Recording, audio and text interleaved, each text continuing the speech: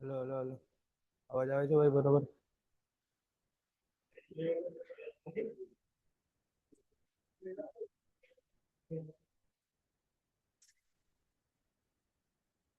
બે લેક્ચર તો અપલોડ થયા છે, કાલે જ જોયા હતા ભાઈ મેં.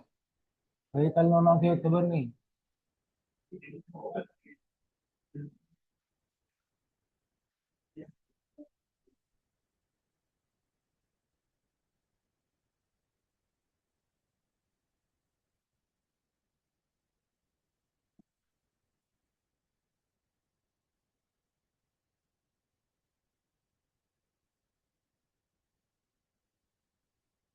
Very very good morning. ફટાફટ ચાલુ કરીએ.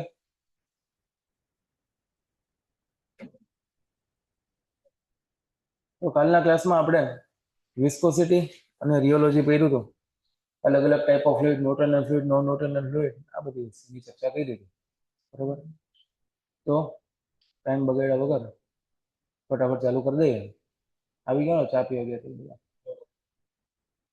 હવે જોવા જઈએ તો આગળ આપણે સરફેસ ટેન્શન નામનો ટોપિક જોવાનો છે. સરફેસ ટેન્શન એ આપણને લિક્વિડમાં જોવા મળતી પ્રોપર્ટી છે. સરફેસ ટેન્શન આપણને ખાલી ને ખાલી લિક્વિડમાં જોવા મળે, ગેસમાં જોવા મળતી નથી. અને સરફેસ ટેન્શન જે છે એ સરફેસ ઉપર જોવા મળે. સરફેસ એટલે શું થાય? સપાટી. સપાટી કોને કહેવાય? Free surface. બે પ્રકારની સરફેસ હોય. એક ફ્રી સરફેસ જે ઓપન ટુ એર હોય, અને એક બીજી સરફેસ હોય ઇન્ટરફેસ. જેમ કે હું એક ગ્લાસની અંદર 30 ml યલો કલરનું લિક્વિડ નાખું,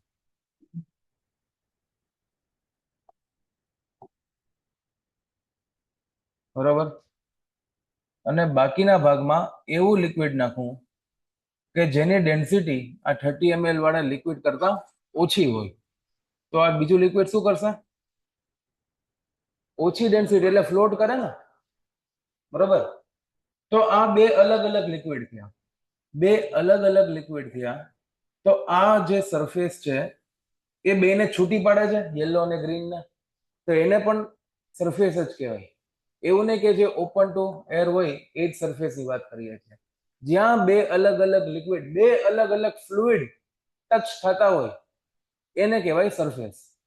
હવે જે ઓપન સરફેસ હોય, અહીંયા કયા બે પ્રકારના ફ્લુઇડ કોન્ટેક્ટમાં હોય? એક આ જે લિક્વિડ છે એ, અને બીજું એર. એર પણ એક ફ્લુઇડ છે. તો બે એકબીજાના કોન્ટેક્ટમાં છે, તો અહીંયા પણ એક સરફેસ બને. તો જ્યાં જ્યાં આવી રીતના સરફેસ દેખાય ત્યાં ત્યાં મને સરફેસ ટેન્શન જોવા મળશે. તો સરફેસ ટેન્શન બેઝિકલી છે શું? તો કે ટેન્શન. ટેન્શન એટલે ખેંચાણ, બરોબર. ટેન્શન એટલે એક પ્રકારનું ખેંચાણ. તો સપોઝ આ કોઈ લિક્વિડ છે અને આ લિક્વિડની અંદર અહીંયા બે બતાવ્યા છે, આમાં જોઈ લઈએ. અહીંયા અંદર એ પોઈન્ટ છે. એ પોઈન્ટ છે શું બતાવે છે? એ પોઈન્ટ તો કે એ પોઈન્ટમાં બધી બાજુ એક સરખો ફોર્સ લગાડે છે. આ વાળો ફોર્સ છે એને બેલેન્સ કરવા માટે એનો ઓપોઝિટ સાઈડનો ફોર્સ છે. જે નીચે લાગે છે એને બેલેન્સ કરવા માટે અપવર્ડ ફોર્સ છે. જે આમ લાગે છે એને બેલેન્સ કરવા માટે, ટૂંકમાં કોઈ પણ ફોર્સને બેલેન્સ કરવા માટે કોઈને કોઈ ફોર્સ મળી રહી છે. એટલે કોઈ નેટ રિઝલ્ટન્ટ ફોર્સ દેખાય છે? નથી દેખાતો. રિઝલ્ટન્ટ ફોર્સ 0 થઈ જાય છે. સેમ વસ્તુ થાય છે સી સાથે. એ અને સી માં કોમન શું છે? કે બે નીચેના પોઈન્ટ છે, સરફેસ પરના પોઈન્ટ નથી. એટલે નીચેના દરેક પોઈન્ટ ઉપર આ જ વસ્તુ થાય કે એના પર કોઈ રિઝલ્ટન્ટ ફોર્સ આવતો નથી. અને રિઝલ્ટન્ટ ફોર્સ આવતો ના હોય તો કોઈ પણ પ્રકારનું મોશન થાય નહીં. પણ સરફેસ ઉપર કેવું થાય છે? સરફેસ ઉપર નીચેની બાજુ લગાડવા વાળા ફોર્સ તો છે, પણ આ બધા ફોર્સને બેલેન્સ કરવા વાળા કમ્પોનન્ટ ગાયબ છે. આ બધા ફોર્સને બેલેન્સ કરવા વાળા કમ્પોનન્ટ ગાયબ છે. બેલેન્સ કરવા વાળા કમ્પોનન્ટ ગાયબ છે. એટલે વસ્તુ કેવી થશે? વસ્તુ એવી થશે કે આ પોઈન્ટ ઉપર, બી પોઈન્ટ પર રિઝલ્ટન્ટ ફોર્સ ડાઉનવર્ડ ડાયરેક્શનમાં લાગશે. ડાઉનવર્ડ ડાયરેક્શનમાં રિઝલ્ટન્ટ ફોર્સ લાગશે. એટલા માટે આખી સરફેસમાં ડાઉનવર્ડ ડાયરેક્શનમાં રિઝલ્ટન્ટ ફોર્સ લાગશે. અને સરફેસ જે છે એ થોડીક આવી રીતના કર્વ થઈ જશે. આ કર્વનું રેડિયસ ઓફ કર્વેચર એટલું મોટું હોય છે કે આપણને ફીલ પણ ના થાય કે આ કર્વ થયેલો છે. માઇક્રોસ્કોપિક લેવલ પર જોવા જાય તો ખબર પડે. રેડિયસ ઓફ કર્વેચર એટલે ખબર છે? રેડિયસ ઓફ કર્વેચર એટલે શું? તો કે આ જે કર્વ છે એ કર્વનું ક્યાંક સેન્ટર હશે, તો આ રેડિયસને કહેવાય રેડિયસ ઓફ કર્વેચર. આ રેડિયસ ઓફ કર્વેચર જેટલી મોટી હોય એટલો જ કર્વ આપણને ફ્લેટ દેખાય. બરોબર? આ રેડિયસ જેટલી મોટી એટલો આ એંગલ મોટો થઈ જાય, એટલે મને કર્વ ફ્લેટ દેખાય. તો આ કર્વનું ફોર્મેશન થયું હશે, અને આ કર્વનું ફોર્મેશન એવી રીતના થાય છે કે આપણે નરી આંખે નથી જોઈ શકતા આને, રાઈટ? પર્ટિક્યુલરલી અગર આપણે વોટરની વાત કરીએ તો વોટર ઉપર પણ સરફેસ ટેન્શન છે. એક થિક લેયર જેવું બનાવી દે છે સરફેસ પર. એને તમારે એક્ઝેક્ટલી ફીલ કરવું હોય તો તમને ફીલ થઈ જશે જ્યારે તમે દૂધને ઉકળતું જોશો. દૂધ ઉકળી જાય પછી ગેસ બંધ કરી દો, 2 મિનિટ પછી સરફેસ પર મલાઈ જામી જાય. એ મલાઈ શું છે? એ સરફેસ ટેન્શનના કારણે જામેલી મલાઈ છે. એનું રીઝન જ સરફેસ ટેન્શન છે, જે મલાઈ જામે છે એનું.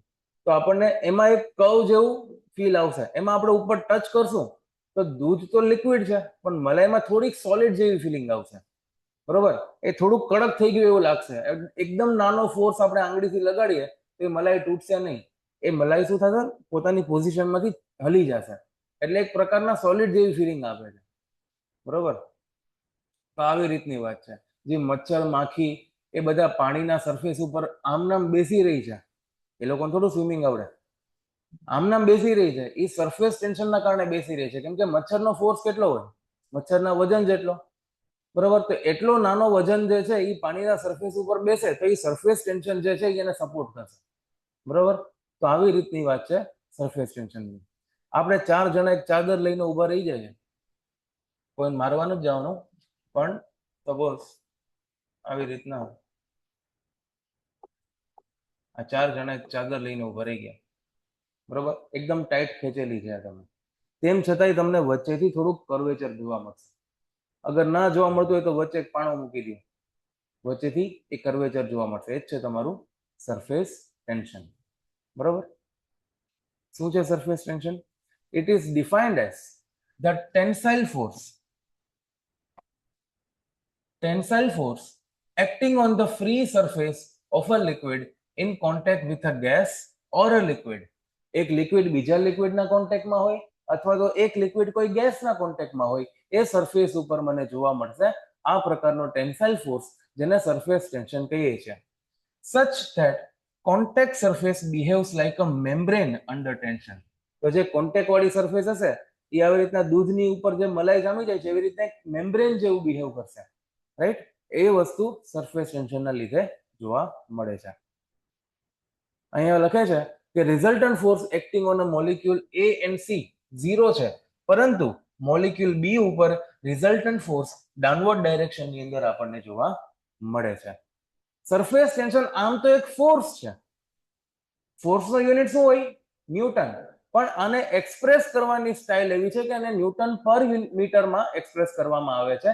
એટલે કે સરફેસ ટેન્શન એક ફોર્સ છે, પણ એ ફોર્સ પર યુનિટ લેન્થ એક્સપ્રેસ કરવામાં આવે છે. એટલે એનો યુનિટ થઈ જાય ન્યૂટન પર મીટર. અને ન્યૂટન પર મીટર જે છે એને આપણે થોડીક વાર પછી ખોલીને હમણાં જોઈએ. એને આપણે કહીએ છીએ ફોર્સ પર unit length of free surface, એટલે સરફેસ ટેન્શન. ન્યૂટન પર મીટરને આપણે ખોલીને જોઈએ તો ન્યૂટન બાય મીટર એટલે કેજી મીટર પર સેકન્ડ સ્ક્વેર અપોન મીટર. બરોબર? આની અંદર આપણે જોવા જઈએ તો બે બાજુ મીટર હું એડ કરી દઉં તો શું થાય? 4 મીટર કેન્સલ થઈ જાય. એવું ન હોય.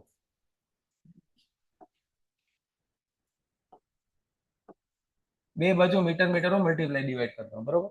ઉપર નીચે. હવે આ શું થઈ ગયું?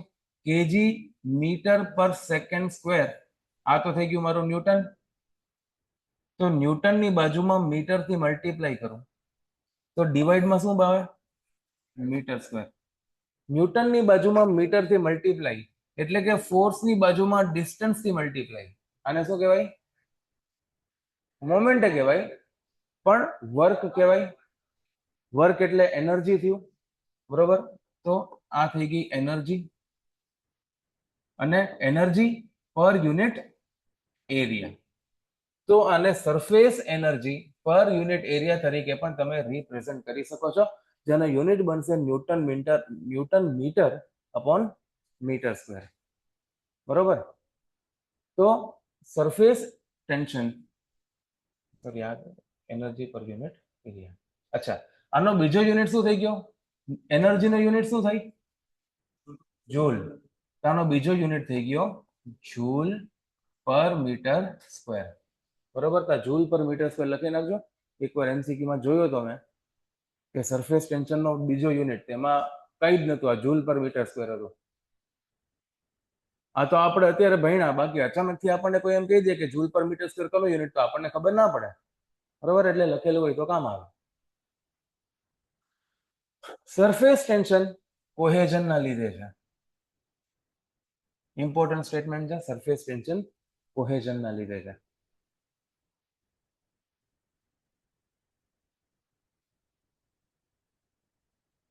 હવે સરફેસ ટેન્શનની બહુ સરસ વાત તમને કહું કે સરફેસ ટેન્શનનો ફિઝિકલ સિગ્નિફિકન્સ શું છે? તો કે સરફેસ ટેન્શન એ ફ્લુઇડની એવી પ્રોપર્ટી છે કે જે ફ્લુઇડના એરિયાને મિનિમાઇઝ કરવાની ટ્રાય કરે છે. એરિયાને શું કરવાની ટ્રાય કરે છે? મિનિમાઇઝ. કેટલું મિનિમાઇઝ? મેક્સિમમ જેટલું મિનિમાઇઝ થઈ શકતું હોય એટલું મિનિમાઇઝ કરવાની ટ્રાય કરે છે. It tries to minimize the surface area up to maximum extent. એટલે જેટલું વધારે મિનિમાઇઝ એનો એરિયા થઈ શકતો હોય એટલું વધારે મિનિમાઇઝ કરવાની ટ્રાય કરશે. આપણી પાસે અલગ અલગ જાતના શેપ હોય, બરોબર. જેમ કે સ્ક્વેર, રેક્ટેંગલ, સર્કલ. તેમાં સૌથી મિનિમમ સરફેસ એરિયા કોનો આવશે? સર્કલનો આવશે. એટલે સરફેસ ટેન્શન જે છે એ મિનિમાઇઝ કરવાની ટ્રાય કરે છે એરિયાને. એટલે શેપ કેવો બનશે એનો? સર્ક્યુલર. કોનો? ફ્લુઇડનો, બરોબર. એક્ઝામ્પલ તરીકે જ્યારે વરસાદ પડે છે ત્યારે પાણીના ટીપા પડે. પાણીના ટીપાનો શેપ કેવો હોય? સર્ક્યુલર હોય, બરોબર. કોઈ એમ કે પાણીનું ટીપું બનાવો તો કેમ બનાવો? આમ જ બનાવો કે આમ બનાવો? આમ બનાવો ને. આ તો ખાલી વે ઓફ રિપ્રેઝન્ટેશન છે, બરોબર. આવા ટીપા થોડા હોય. ટીપા તો સ્ફેરિકલ જ હોય ને, બરોબર.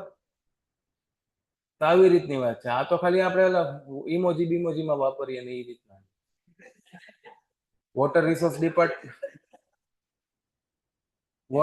ડિપાર્ટમેન્ટ છે, એનો લોગો એ પ્રકારનો જ છે, પણ એ ખોટો લોગો છે. આ રીતનું હોય છે ટીપું. તો એ સ્ફેરિકલ પાણીનો ડ્રોપ કેમ બન્યું? સરફેસ ટેન્શનના કારણે એને પોતાના એરિયાને મિનિમાઇઝ કરાવવાની ટ્રાય કરી, એટલે એનો શેપ સર્ક્યુલર થઈ ગયો, બરોબર. સપોઝ આપણે હોસ્ટેલ અથવા પીજીમાં હોય, રહેતા હોય, બરોબર. હવે તમે બધા જુવાન થઈ ગયા છો એટલે થોડી ઘણી વાતો થાય. હોસ્ટેલ ને પીજીમાં રહેતા હોય અને ઘરેથી આપણને એમ કે ભાઈ તને છોકરી વાળા જોવા આવવાના છે ગાંધીનગર, તારે પીજીમાં કઈ રીતના રહે છે. તો પછી આપણે ના પાડીએ પેલા તો, ભાઈ પીજીમાં રહેવા દે, હું બહાર ખર્ચો કરી લઈશ. પછી એમ કે ના, ઓલા સામે વાળાની ડિમાન્ડ હોય કે અમારે જોવું હોય પીજીમાં. કેટલી વારમાં આવો? અડધી કલાક. હવે અડધી કલાકનો ટાઈમ છે તો સાફ સફાઈ તો કરવી પડે. અને સાફ સફાઈ કરવામાં બેઝિકલી મેઇન વસ્તુ શું હોય? પેલા સિગરેટના ઠૂઠા સાફ કરવાના હોય, બોટલ હંતાડે, એવું તો બધું તમે કરતા નહીં હોય, બરોબર. આપણે જીપીએસસીની તૈયારી કરીએ, એન્જિનિયરિંગ કોલેજમાં આવ્યા હોય તો આવું બધું જોવા મળે. અહીં તો આપણે તૈયારી કરીએ એટલે હાલો એ બધું જ નહીં હોય. પણ મેઇન વસ્તુ કપડા. આમથી આમ રખડતા હોય, જાત જાતના કપડા, બરોબર. તો એ કપડાને સાફ સફાઈ કરવાનું તમારી પાસે ટાર્ગેટ છે અને બહુ ઓછો ટાઈમ છે, તો તમે શું કરશો?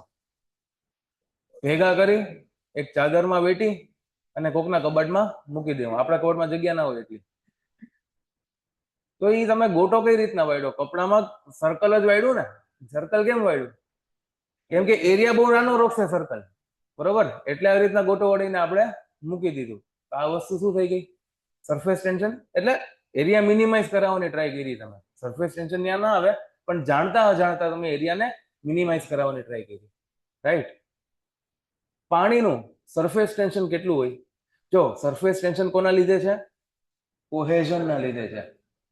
કોહેઝનના લીધે બીજી કઈક વસ્તુ આપણે ભણ્યા હતા, વિસ્કોસિટી. વિસ્કોસિટી કોના લીધે છે? કોહેઝનના લીધે છે, લિક્વિડમાં પર્ટિક્યુલરલી, રાઈટ. તો મર્ક્યુરી અને વોટરનું આપણે જોઈએ તો વોટરનું સરફેસ ટેન્શન છે 0.073 ન્યૂટન પર મીટર અને મર્ક્યુરીનું છે 0.484 ન્યૂટન પર મીટર. મર્ક્યુરીનું કેમ વધારે? કેમ કે મર્ક્યુરી પાસે કોહેઝન વધારે છે, રાઈટ. તો આ બે આંકડા આપણે યાદ રાખશું. આ યાદ એવી રીતના રાખશું કે ક્વેશ્ચનમાં આપણને ડેટા આપેલો ના હોય તો તેમ છતાંય આ વેલ્યુ આપણને આવડવી જોઈએ, બરોબર. ટેમ્પરેચર સાથે સરફેસ ટેન્શન ઘટશે. ટેમ્પરેચર વધે, સરફેસ ટેન્શન ઘટે. ટેમ્પરેચર ઘટે, સરફેસ ટેન્શન વધે. હવે આ વસ્તુને આપણે ફીલ કરીએ. ટેમ્પરેચર વધે તો સરફેસ ટેન્શન ઘટે. સરફેસ ટેન્શન વધારે હોય તો એરિયા કેવો હોય? ઓછો, બરાબર. સરફેસ ટેન્શન એટલે સિગ્માથી રિપ્રેઝન્ટ કરીએ. સરફેસ ટેન્શન વધારે તો એરિયા કેવો? ઓછો, મિનિમમ. અને સરફેસ ટેન્શન ઓછું તો એરિયા વધારે. ઇન્વર્સલી પ્રોપોર્શનલ રિલેશન છે, બરોબર. હવે આ વસ્તુને સમજીએ. ટેમ્પરેચર વધે, સરફેસ ટેન્શન ઘટે તો એરિયા વધે. આ વસ્તુને સમજીએ આપણે કે આપણે જ્યારે ચા પીતા હોય તો ચા કેવી ભાવે? હાવ ઠરેલી હોય એવી ભાવે? કેમ ના ભાવે ઠરેલી ચા? ઠરેલી ચા એટલે ટેમ્પરેચર ઓછું. ટેમ્પરેચર ઓછું એટલે સરફેસ ટેન્શન વધારે, અને સરફેસ ટેન્શન વધારે એટલે મલાઈ જામી જાય ઉપર, અને સરફેસ ટેન્શન વધારે તો એરિયા ઓછો. હવે એરિયા ઓછો એનો મતલબ કે તમારી જીભની અંદર બહુ ઓછા સેન્સર્સને સ્પર્શ કરી શકશે. જીભના સેન્સર્સ હોય ને, ટેસ્ટ રિસેપ્ટર્સ, આગળ અડે તો કડવું લાગે, પાછળ અડે તો તીખું લાગે, સાઈડમાં અડે તો ખાટું લાગે, આ બાજુ અડે તો મીઠો લાગે. એવી રીતના એ જીભના બધા ટેસ્ટ રિસેપ્ટર્સ હોય. તો આવી રીતના જ્યારે ટેમ્પરેચર વધારે હોય ત્યારે એનો સરફેસ ટેન્શન ઓછું હોય. સરફેસ ટેન્શન ઓછું એટલે એરિયા મેક્સિમમ હોય, એટલે એરિયા વધારે હોય. એરિયા વધારે હોય એટલે એ વધારે ભાગોનો સ્પર્શ કરી શકશે. વધારે ભાગોમાં સ્પર્શ કરી શકશે એટલે આપણને સેન્સેશન થોડાક વધારે સારા આપી શકશે, બરોબર. એટલા માટે ગરમ ખાવાનું, ગરમ મમ્મીની હાથની ઘીવાળી રોટલી, બરોબર, એમાં ગોળ નાખીને થોડુંક ચૂરો કરીને આવી રીતના ભાવે એમ. આ મજા. તો આવી રીતના કોઈ પણ ગરમ વસ્તુ ખાવામાં એટલે વધારે ભાવે કારણ કે એમાં સરફેસ ટેન્શન ઓછું હોય અને એરિયા વધારે હોય, રાઈટ. આ રીતની વાત છે. તો it is a property of liquid by virtue of which it tries to minimize the surface area up to maximum extent. એનો સરફેસ એરિયા મિનિમાઇઝ કરવાની ટ્રાય કરશે મેક્સિમમ એક્સટેન્ટ સુધી. આ ટ્રાઇસ નો સ્પેલિંગ ખોટો લખેલો છે. આવી રીતની વાત છે. એક્ઝામ્પલ કઈ છે? રેઇન ડ્રોપ સ્પેરિકલ શેપમાં બને છે. બોલપેન નું કામ. બોલપેન એટલે શું થાય? બોલવાળી પેન. આપણે અત્યારે બોલવાળી પેન ઓછી આવે. એટલે અમુક ઓલી પેલા પ્રોપર બોલ પેન આવતી ને તો આગળનો જે પોઈન્ટ હોય ને એ ગોળ બોલ પ્રકારનો હોય. એમાં પછી એમ ફરતો જાય એમ એમાંથી ઇંક નીકળતી જાય, બરોબર. ફરતો જાય એમ કેવી નીકળતી? ઇંક નીકળતી જાય એટલે એમ લખાતું જાય, બરોબર. રીલમાં આવ્યું હશે, ઝૂમ કરીને એનું વર્ક દેખાડે. બાકી આપણે તો એવું કોઈ ફીલ ન કર્યું હોય તો બોલપેન વર્ક પણ સરફેસ ટેન્શનનું જ એક એક્ઝામ્પલ છે. Capillary tension. અચ્છા, કેપિલરી ટેન્શન નહીં, સરફેસ ટેન્શન. આ બાજુ કેપિલરી હોય છે, આ બાજુ ટેન્શન હોય. સરફેસ ટેન્શન મેજર કરવા માટે આપણે ટેન્સિયોમીટર અને સ્ક્લેગ્મોમીટરનો ઉપયોગ કરીએ છીએ. આપણે ઇરિગેશન એન્જિનિયરિંગમાં સોઇલ મોઇસ્ચર ટેન્શન આવ્યું હતું. સોઇલ મોઇસ્ચર ટેન્શન એટલે પાણી ખેંચવા માટે કેટલો ફોર્સ રૂટ દ્વારા એક્ઝર્ટ કરવો પડે એને આપણે સોઇલ મોઇસ્ચર ટેન્શન કીધું હતું. એ મેજર કરવા માટે શું ઇન્સ્ટ્રુમેન્ટ્સ હતા? એમાં પોટેન્શિયોમીટર હતું, કદાચ પોટેન્શિયોમીટર હતું. આ ટેન્શિયોમીટર છે. એટલે આવા બધા ઇન્સ્ટ્રુમેન્ટ ખાસ યાદ રાખવાના, કેમ કે ઘણા બધા સબ્જેક્ટમાં આવી નાની નાની વસ્તુ મેજર કરવા માટેના ઇન્સ્ટ્રુમેન્ટ આવે છે, પણ એન્વાયરમેન્ટ એન્જિનિયરિંગમાં મેક્સિમમ ઇન્સ્ટ્રુમેન્ટના નામો આવે છે. એન્વાયરમેન્ટ એન્જિનિયરિંગ ભણ્યું હોય તો ખબર હોય, ટિન્ટોમીટર ને પછી બાયલીસ નેફ્લોમીટર ના અંતે ઘણું બધું એની અંદર આવે વોટર ક્વોલિટી મેજર કરવા માટે. આવા બધા મીટર તો ખાસ યાદ રાખવાના. મીટરના કોઈ પણ 2 ક્વેશ્ચન તો આખા પેપરમાં હશે જ, બાય ડિફોલ્ટ હશે, કેમ કે કેટલા બધા મીટર છે, બરોબર. અને એક ઓલા બધા સબ્જેક્ટમાં આવતા હોય આઈસો વાળા, આઈસો હાઇટ, આઈસો થર્મલ, પછી આઈસો ક્રોમ્સ, આ તે કેટલા બધા આઈસો, એ બધું આવે. તેમાંથી ક્વેશ્ચન ઘણા પૂછી શકે છે. એ હાઇડ્રોલોજીમાં મેક્સિમમ જોવા મળશે તમને. કેપિલરિટીની વાત કરી, આના પછીનો ટોપિક છે. ટેમ્પરેચરની ઇફેક્ટ આપણે જોઈ, અહીંયા જ લખી નાખ્યા. પ્રેશરની નો ઇફેક્ટ, પ્રેશરની કોઈ ઇફેક્ટ આવતી નથી ભાઈ સરફેસ ટેન્શન પર, બરોબર. ઓકે, હવે આપણે વસ્તુ સમજીએ, બરોબર. વસ્તુને કઈ રીતના સમજશું? વસ્તુની રીતે. આ શું છે? પાણીનું ટીપું. આ શું છે? સોપ બબલ, બરોબર. આ છે વોટર ડ્રોપ, આ છે સોપ બબલ. આ પાણીનું ટીપું ને સોપ બબલમાં શું ફેર હોય?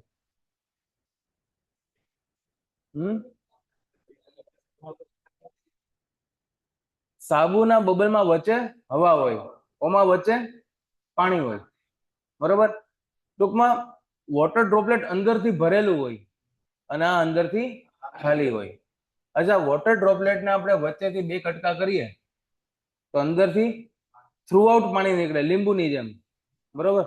અને સોપ બબલના કટકા કરીએ તો વચ્ચેથી ખાલી હવા દેખાશે મને. આમ તો તૂટી જ જશે. સોપ બબલનું ટીપું થાય, કટકા થાય, ન થાય.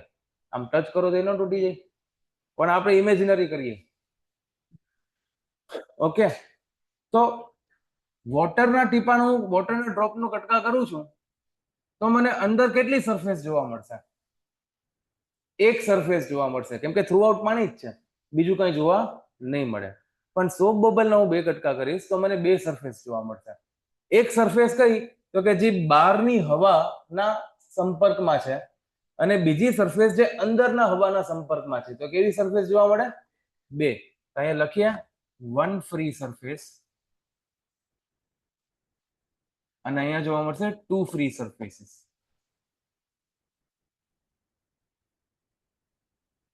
ઓકે, હવે આપણે કરવાનું કેવું છે કે વોટર ડ્રોપલેટ છે એની અંદરના પ્રેશરને પી ઇન્ટરનલ કહીએ અને બહારના પ્રેશરને શું કહીએ? પી આઉટરનલ, બરોબર. પી ઇન્ટરનલ અને પી આઉટરનલ, ઇનસાઇડ પ્રેશર, આઉટસાઇડ પ્રેશર. તો આ બંનેનો જે ડિફરન્સ છે એ આપણે જોવાનો છે. વસ્તુ કેવી છે કે પ્રેશર જે છે એ શું છે? ફોર્સ પર યુનિટ એરિયા.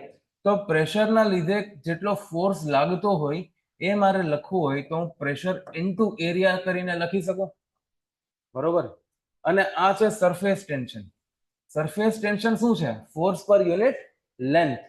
તો સરફેસ ટેન્શનના લીધે કેટલો ફોર્સ લાગે છે એ લખવા માટે હું સરફેસ ટેન્શન મલ્ટીપ્લાય બાય શું કરીશ? લેન્થ. એટલે ન્યૂટન ન્યૂટન આવી જાય બે. પ્રેશરના લીધે force, pressure into area. Surface ટેન્શનના લીધે force, surface tension into length. આ રીતના લખાય. હવે આ ડ્રોપલેટ જે છે એના પર પ્રેશર લાગે છે તો એ ફૂટતું નથી. એટલે પ્રેશર ઇન ધ સેન્સ કે નોર્મલ કન્ડિશનમાં પાણીનું જે ટીપું હોય એના પર એટમોસ્ફેરિક પ્રેશર લાગતું હોય, બરોબર.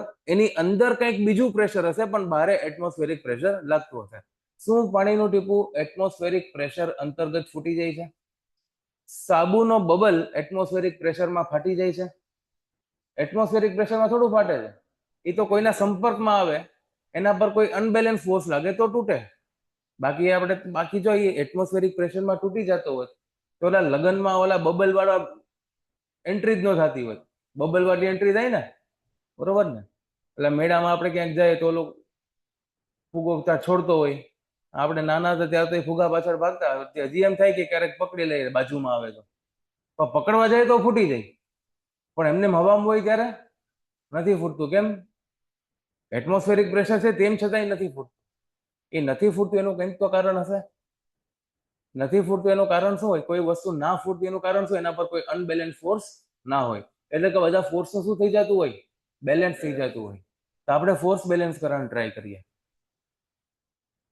તો આપણે અંદરના પ્રેશરને પીઆઈ કીધું, આઉટસાઇડ પ્રેશરને પીઓ કીધું. તો બેના ડિફરન્સને આપણે ડેલ્ટા પી કહી શકીએ. ડેલ્ટા પી એટલે pressure difference inside plus or minus outside. કેમ કે આપણને નથી ખબર ઇનસાઇડ વધારે છે કે આઉટસાઇડ વધારે છે. જે પણ હોય, પણ આ પ્રેશરના લીધે લાગતો ફોર્સ મારે લખવો હોય તો કઈ રીતના લખી શકું? તો કે ડેલ્ટા પી ઇન્ટુ એરિયા. બરોબર? એરિયા એટલે આ કયો શેપ છે? સર્ક્યુલર શેપ છે. આ શેપ પટ્ટી બારનો શેપ સર્ક્યુલર છે. સર્કલનો એરિયા શું થાય? Pi R square. બરોબર? Equal to surface tension into length. સર્કલની લેન્થ કેટલી થઈ? 2 પાઈ આર. ઓકે, હવે આપણે આમાં થોડીક રમત કરીએ. પાઈ ને કેન્સલ કરીએ, એક આર ને કેન્સલ કરીએ, તો શું બચશે મારી પાસે? Delta P equal to 2 sigma by R. 2 sigma by R, અથવા તો ડાયામીટરના ટર્મ્સમાં 2 sigma by diameter by 2. R એટલે ડાયામીટર બાય 2 એટલે 4 સિગ્મા બાય આર. ના D D D D D. તો આવી રીતના આ પૂછે છે આપણને. આનું ઊંધું કરીએ તો ઊંધું કરી શકીએ કે sigma equal to delta P R by 2. બરોબર? આ ન્યુમેરિકલ આમાંથી પૂછાય છે. ન્યુમેરિકલ કંઈક એવા પૂછાય કે તમને 1 2 3 વસ્તુ આપેલી, 3 વસ્તુમાંથી 2 વસ્તુ આપેલી હોય, એક વસ્તુ બિચારો પૂછે તો આપણે આપી દેવી જોઈએ. સોપ બબલ નું જોઈએ. સોપ બબલમાં કેવું છે જો ધ્યાનથી, એનું અહીં લખીએ.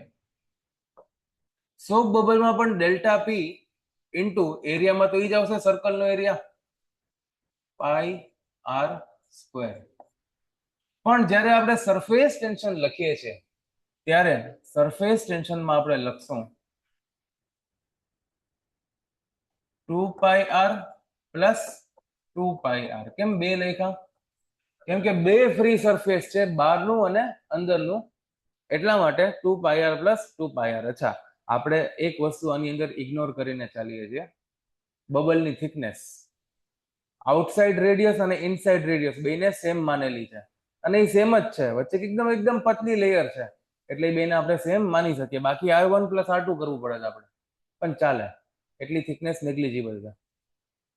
હવે આની અંદર જોઈએ આપણે તો સિગ્મા ઇન્ટુ 4 પાઈ આર અને અહીંયા pi R square delta P. R R cancel, pi pi cancel, બચે શું?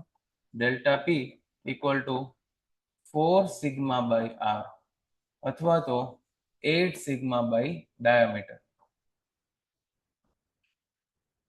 4 sigma by R, 8 sigma by diameter. બરોબર? આ વસ્તુ યાદ રાખવાની છે. અમથા નથી બતાવતો તમને, 4 સ્ટાર આપી દઈએ.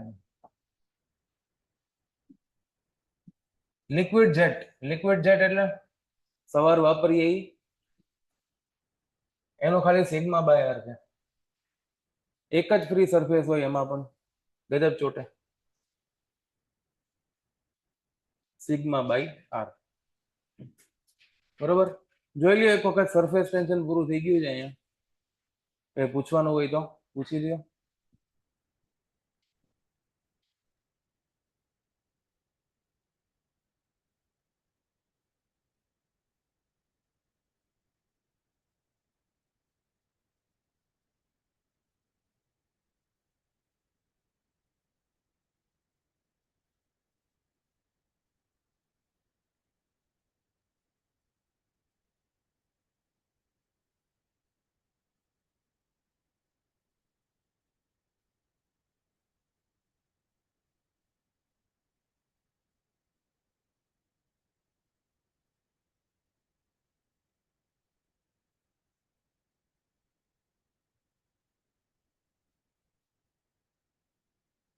એક નાનકડો ક્વેશ્ચન લખો, નાનકડો.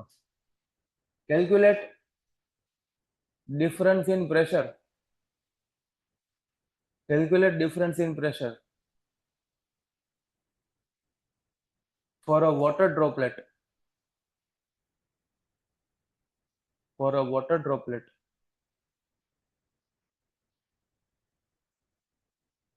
with 4 mm dia.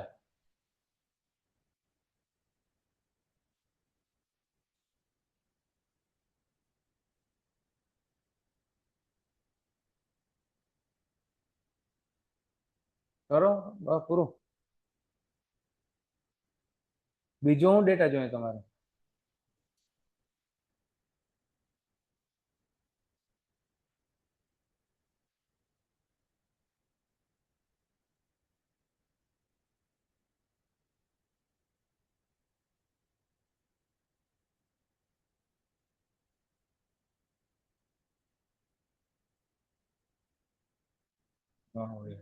યુનિટ તો જુઓ.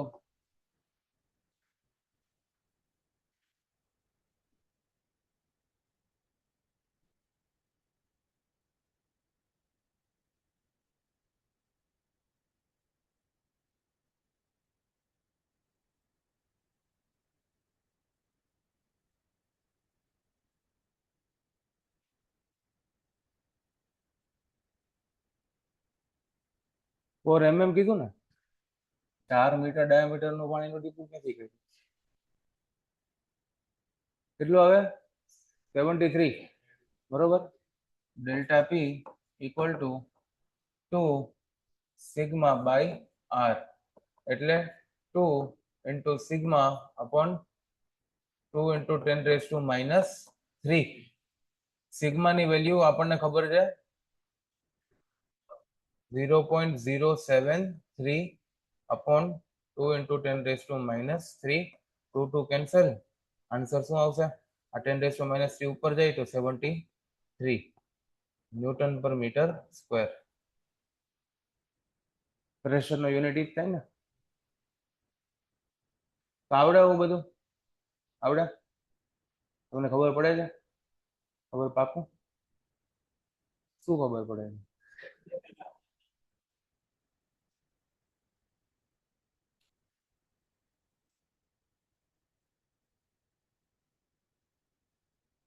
જો હવે વેટિંગ અને નોન વેટિંગ ફ્લુઇડ આવે. જે ફ્લુઇડ ભીનું કરે એને વેટિંગ ફ્લુઇડ કહેવાય. જે ફ્લુઇડ ભીનું ના કરે એને નોન વેટિંગ ફ્લુઇડ કહેવાય.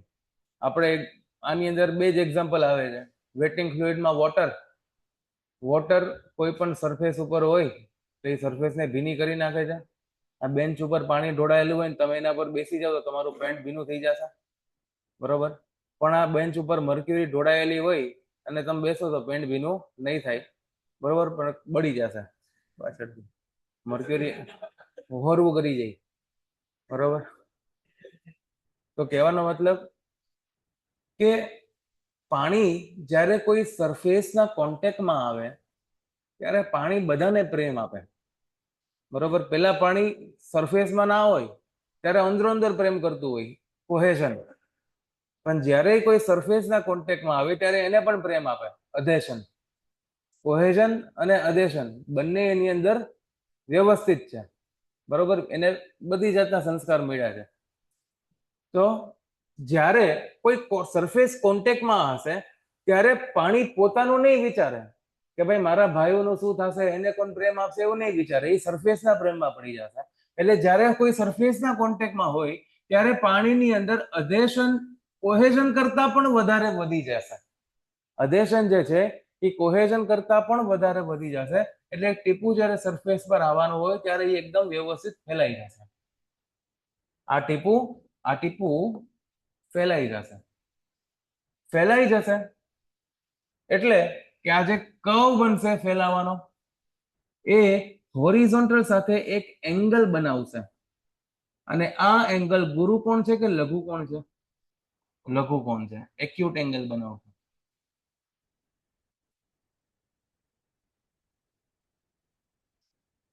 પાણીની વાત નથી થતી, આ વેટિંગ ફ્લુઇડની વાત થઈ છે. એવા ફ્લુઇડ કે જેની અંદર અધેશનનું પ્રમાણ કોહેઝન કરતા વધારે હોય એ સરફેસ પર ફેલાઈ અને સરફેસને ભીની કરી નાખશે. ખાલી પાણી જ નથી, બીજા પણ એક્ઝામ્પલ છે, કેરોસીન, પેટ્રોલ, ઓઇલ, આ બધા સરફેસને ભીના જ તો કરે છે. તો આ જે એંગલ બનાવશે એ 90 કરતા ઓછો હશે, એક્યુટ એંગલ હશે. અને પ્યોર વોટર હશે તો 0 ડિગ્રીનો એંગલ બનાવશે, ફેલાતું જ જશે. બરોબર, 0 ડિગ્રીનો એંગલ પ્યોર વોટર બનાવશે. તો એવા ફ્લુઇડને આપણે વેટિંગ ફ્લુઇડ કહેવાય કે જે ફ્લુઇડથી સરફેસ ભીની થઈ જાય. હવે એવા પણ ફ્લુઇડ આવે કે જેનાથી સરફેસ ભીની નથી થતી, અને બેસ્ટ એક્ઝામ્પલ મર્ક્યુરી સિવાય બીજું કંઈ મગજમાં આવે નહીં. તો મર્ક્યુરીનું ટીપું અગર આપણે સરફેસ પર રાખીએ તો એ સૌથી પહેલા પોતાના ભાઈઓને પ્રેમ આપશે, એટલે કે કોહેઝન જે છે એ અધેશન કરતા વધારે હશે. અધેશન કરતા કોહેઝન બહુ જ વધારે હશે, એટલે એ ટીપું મર્ક્યુરીનું સરફેસ ઉપર ફેલાઈ જતું નથી, એ ટીપુનું ટીપું જ બનીને રહી છે, કારણ કે એની અંદર કોહેઝનનું પ્રમાણ અત્યંત વધારે માત્રામાં છે. તો એટલા માટે હવેનું જે આ ટીપું જે છે એ હોરિઝોન્ટલ સાથે જે એંગલ બનાવશે, હોરિઝોન્ટલ સાથે જે એંગલ બનાવશે, આ તો ચીટિંગ કહેવાય યાર, એ ઓબ્ટ્યુસ એંગલ હશે. કેવો એંગલ હશે? Obtuse angle. આમાં અંદરનો એંગલ બતાવ્યો, આમાં બહારનો એંગલ બતાવ્યો. એવું તો ના હાલે ને.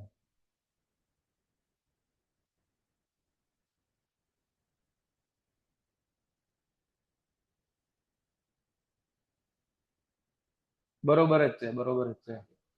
જો આ સરફેસ, આ હોરિઝોન્ટલ, આ સરફેસ, આ એંગલ, તો અહીંથી માપો, ઓબ્ટ્યુસ એંગલ થઈ જાય. બરોબર, તો 90 કરતા વધારે એંગલ બને છે. જનરલી મર્ક્યુરી જે છે એ 128 થી 130 ડિગ્રી જેટલો એંગલ બનાવે છે. ડેટા યાદ રહી તો સારી વાત છે, ના યાદ રહી તો ઠીક છે, પણ રાખો તો સારું. 128 થી 130 જેટલો એંગલ બનાવે છે. Liquid does not wet the surface. આ કેસમાં સરફેસ ભીની ના થતી હોય એટલે એને નોન વેટિંગ ફ્લુઇડ કહેવામાં આવે છે. કેરોસીન 26 ડિગ્રીનો એંગલ બનાવે છે. યાદ રાખવાની વાત નથી, પણ કેવું હોય, આ તમને ડેટા ફીડ કરવામાં આવેલો છે. તો જીવનમાં કેટલા બધા ડેટા આપણા મગજમાં જતા હોય, એમાં આવા કેરોસીન જેવાના ડેટા યાદ રાખવાના. મર્ક્યુરીના રાખીએ તો ઠીક છે, મર્ક્યુરીના રાખવા જોઈએ, પણ કેરોસીન એવા તો બીજા પાછળ પેટ્રોલ આવી જશે. બધાનો આપણે કેમ યાદ રાખવા?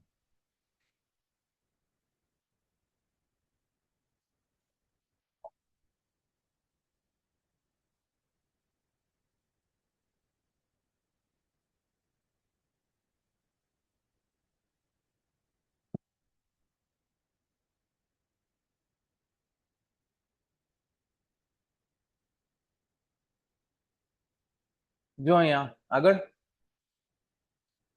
કેપિલરી ઇફેક્ટ જાણીએ. કેપિલરી ઇફેક્ટ, આ આપણને કેપિલરી ઇફેક્ટ જીઓટેકમાં જોવા મળે, ઇરિગેશનમાં પણ જોવા મળે. ઇરિગેશનમાં આપણે જોયું હતું કેપિલરી વોટર, જીઓટેકમાં આપણે જોયું હતું કેપિલરિટી. જ્યારે આપણું સોઇલ હોય, સપોઝ આ સોઇલ છે, એ અહીંયા સુધી સેચ્યુરેટેડ છે, તેમ છતાંય જે વોટર લેવલ છે એ થોડુંક ઉપર ઉપર ઉપર ઉપર ઉપર ઉપર ઉપર જશે અને અહીંયા સુધી એને ભીનું કરી નાખશે. આવું કેમ? કેપિલરી, આને કહેવાય capillary rice, HC, capillary rice. સોઇલમાં પણ આપણે જોયું હતું, પણ ત્યારે તમને સમજાવ્યું હતું કે ફ્લુઇડ મેકેનિક્સમાં વિગતવાર ભણાવવામાં આવશે. હવે ફ્લુઇડ મેકેનિક્સમાં વિગતવાર ભણાવવામાં આવે છે, તો જોઈ લેજો, જો ધ્યાનથી. કેપિલરી રાઇસ પણ થાય, કેપિલરી ફોલ પણ થાય.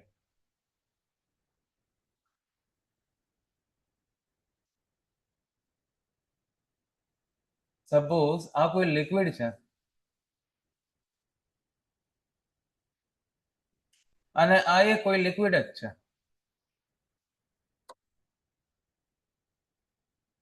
આ જે લિક્વિડ છે ઉપર, માની લ્યો કે એ વેટિંગ પ્રકારનું ફ્લુઇડ છે, લિક્વિડ છે, અને નીચે જે છે એ કેવું છે? Non waiting. વેટિંગ એટલે અધેશન ગ્રેટર ધેન કોહેઝન, અને અહીંયા કોહેઝન ગ્રેટર ધેન એડેશન. હવે જો આની અંદર માની લ્યો કે આ લિક્વિડ ની અંદર હું એક બહુ જ પતલી એવી સ્ટ્રો ઇન્સર્ટ કરું, કરી દઉં.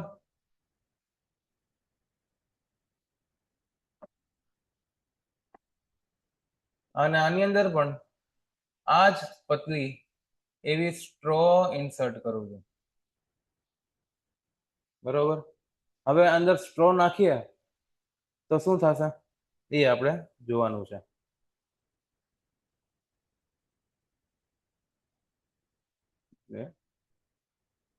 कुछ करने जाता हूँ तो कांड हो जाता है.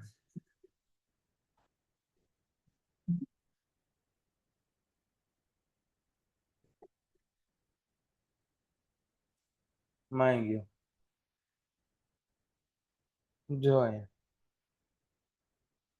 આને આપણે જોવા જઈએ, ઝૂમ કરીને જોઈએ થોડુંક.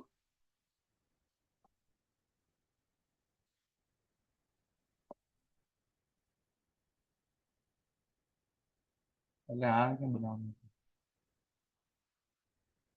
ટૂંકમાં સમજો ને એમાં. લે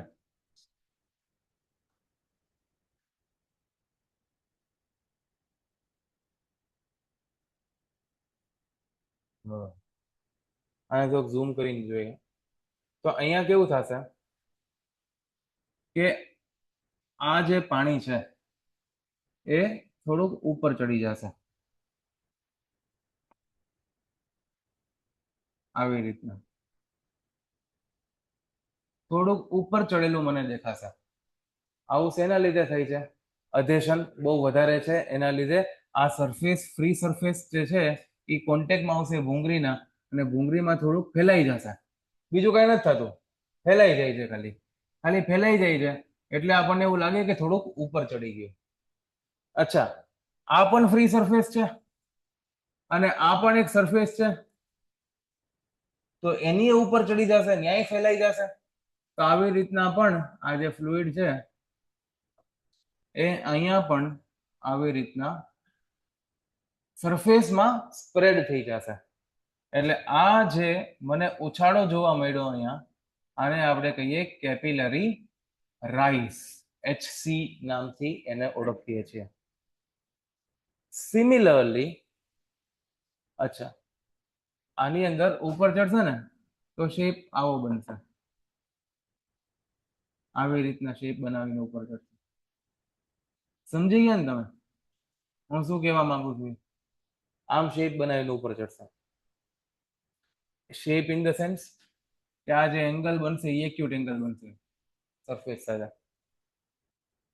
અને આ વાળી વાત કરીએ, અહીંયા કેવું થાય છે કે અહીંયા કોહેઝનનું ડોમિનન્સ કંઈક વધારે પડતું જ છે, એટલે વોટર લેવલ જે છે એ થોડુંક સંકોચાઈ જશે. વોટર લેવલ ના કહેવાય, શું કહેવાય? લિક્વિડ. લિક્વિડ જે છે એ કેવું થઈ જશે? સંકોચાઈ જશે. અને સંકોચાઈ અને શેપ થોડોક આ રીતનો બનાવશે, બરોબર. અહીંયાથી પણ મને થોડુંક નીચે ઉતરેલું દેખાશે, પણ આ બાજુ હું એટલા માટે એટલું સિગ્નિફિકન્ટલી નથી બતાવતો કેમ કે આનું ચડવાનું ને આનું ઉતરવાનું એ નરી આંખે જોવું અઘરું છે. એટલે જ આપણે ભૂંગળી નાખીને જોઈએ તો ભૂંગળીમાં પ્લસ માઇનસ મને સરફેસ લેવલના સાપેક્ષમાં દેખાશે, પણ આની અંદર સાઈડમાં દેખાશે નહીં, પણ સાઈડમાં થશે ખરી, બરોબર. તો આ નીચે ઉતરી જશે. ઓલું ઉપર ચડી ગયું હતું એવી રીતના નીચે ઉતરી જશે. જીવનમાં આપણે ઉપર ચડીએ ત્યારે આપણે ખુશ થઈએ, આપણને સફળતા મળે, બરોબર.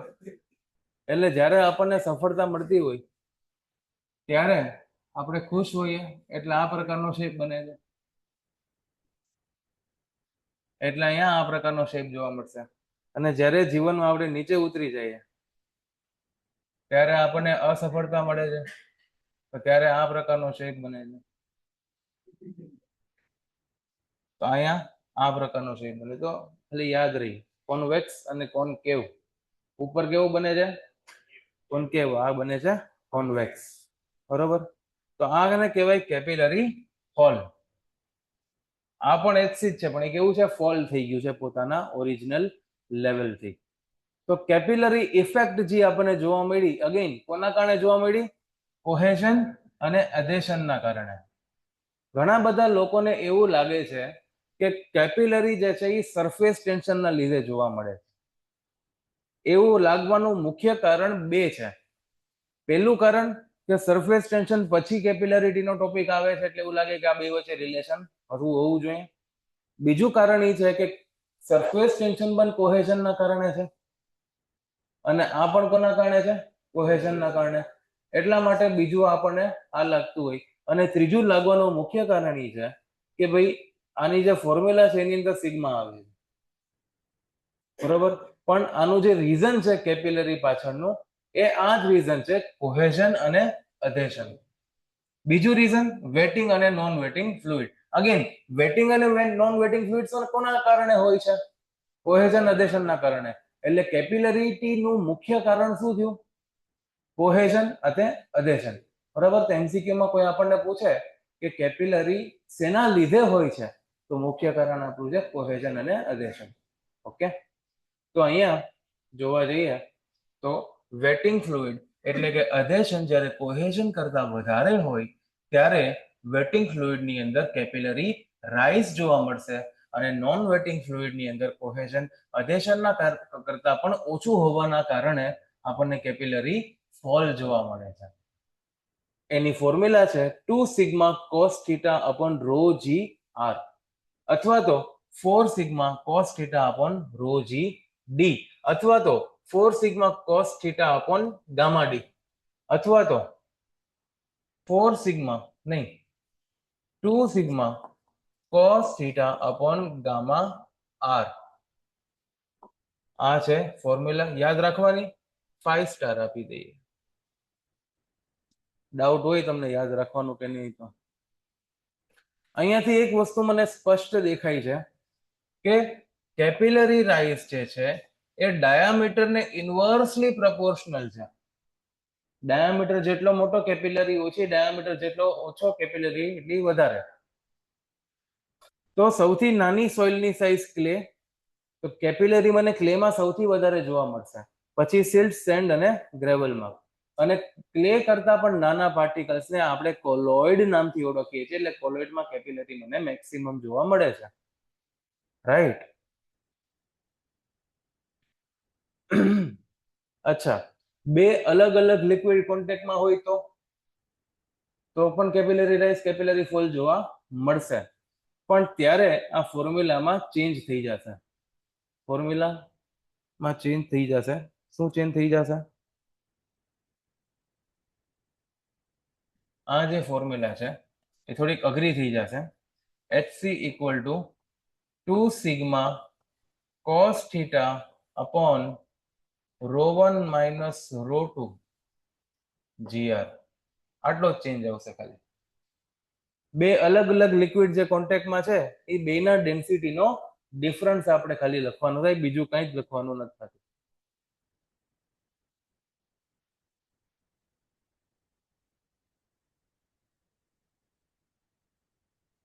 કદાચ આની અંદર પણ ફોર્મ્યુલા એવી રીતના ડિરાઈવ થઈ હશે, ρ1 માઇનસ ρ2, અને ρ1 કરતા એરની ડેન્સિટી બહુ જ ઓછી છે એટલે એને નેગ્લેક્ટ કરી નાખી હોય એવું પણ શક્ય છે. એક ક્વેશ્ચન કરીએ.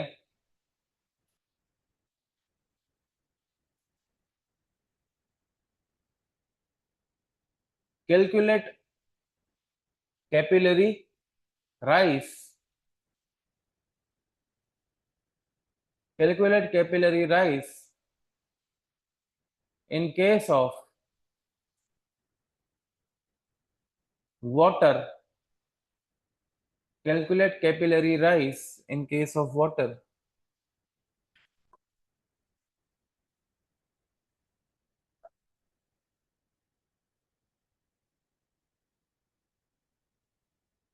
If a straw of 1 mm dia is inserted in it,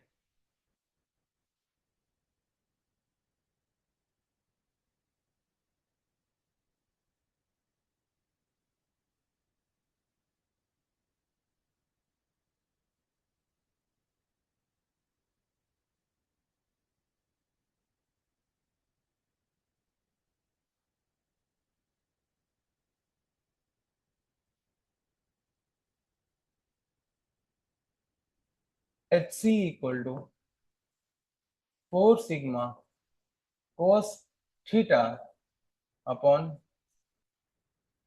gamma d.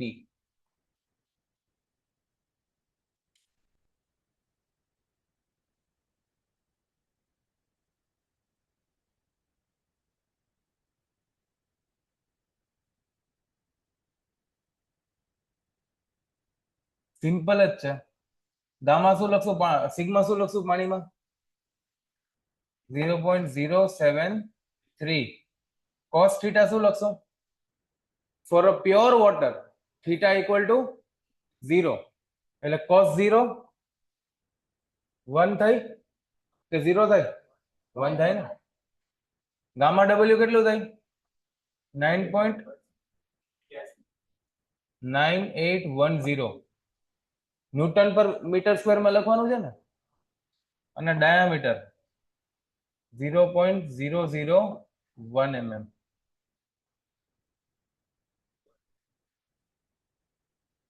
બસ આ કરો કેલ્ક્યુલેટ, પતી ગયો સવાલ.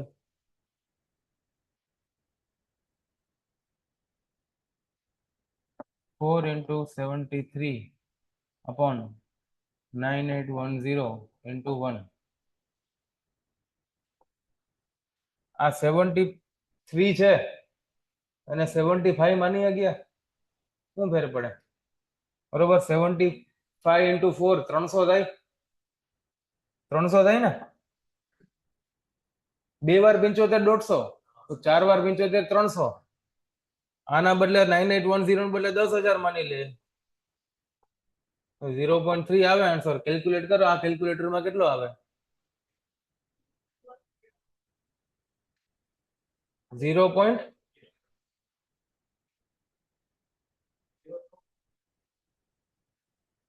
ના ભાઈ 0.3 3000 કેમ કર્યું? 0.03. આ કેટલું આવ્યું? 029. શું ફેર પડ્યો આન્સરમાં?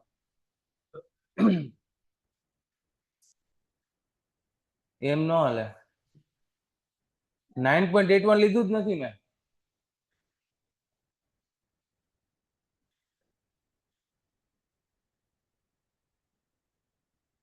કેમ 1000 લે તો શું થાય? 1000 છે એ કેજી પર મીટર ક્યુબમાં છે. આપણે બધું એસઆઈ યુનિટમાં લખીએ છીએ ને, અને આ ગામા છે, રો નથી. 1000 લઈશ તો પછી જીઆર મલ્ટીપ્લાય કરીશ કે નહીં? તો 10,000 થઈ ગયું નહીં? તો એમ બોલ કે 9810 ને બદલે 10,000 લખવાનું, એમ બોલ. બરોબર. 10 લખવાનું ને 1000 લખવાનું ની વડી શું હોય? આમાં જ મેજર ભૂલ કરે છે સ્ટુડન્ટ્સ. ડેન્સિટી નો unit gamma W rho W નો યુનિટ લખવામાં ભૂલ કરે, કેમ કે આપણા મગજમાં ફિક્સ હોય કે પાણીની ડેન્સિટી તો કે 9.81 10 લેવાની, પણ એ કિલો ન્યૂટન પર મીટર ક્યુબમાં છે. તો કિલો ન્યૂટન નું પછી મલ્ટીપ્લાય બાય તમારે 1000 કરવું પડે. બરોબર. કિલો ન્યૂટન નું ન્યૂટન કરવા માટે.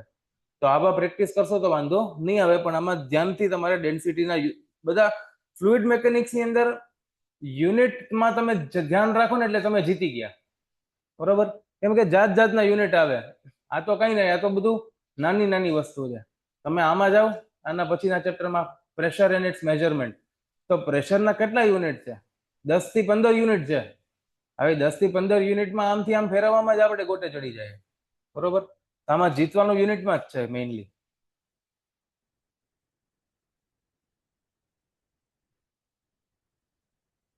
પાછળ એટલા માટે લખી નાખવાનું. HC is inversely proportional to rho. એ તો દેખાય જ છે. HC is inversely proportional to rho. એટલે પાણીમાં જેટલું કેપિલરી રાઇઝ જોવા મળશે, મર્ક્યુરીમાં એના કરતા વધારે ઓછું, એના કરતા ઓછું કેપિલરી ફોલ જોવા મળશે. બરોબર. પણ એમાં અગેન ઓલી એંગલ વાળી વાત આવે એટલે તમે એમ ડાયરેક્ટલી ઇન્વર્સ નથી કરાવી શકતા, પણ બાકી બધી વસ્તુને સેમ પણ નથી રાખી શકતા. આમાં એંગલ કેટલો આવતો હતો? 130 to 120. તો cos 120 130 કેટલા થઈ? ઘણા બધા થઈ જાય. એટલે એનો પણ થોડોક ડિફરન્સ આવી જશે. પણ અલ્ટિમેટલી વોટરની અંદર જેટલું રાઇઝ જોવા મળે છે, મર્ક્યુરીમાં એટલું ફોલ જોવા મળતું નથી. એના કરતા ઓછું જોવા મળશે, કેમ કે ડેન્સિટી 13 ટાઈમ્સ વધારે છે.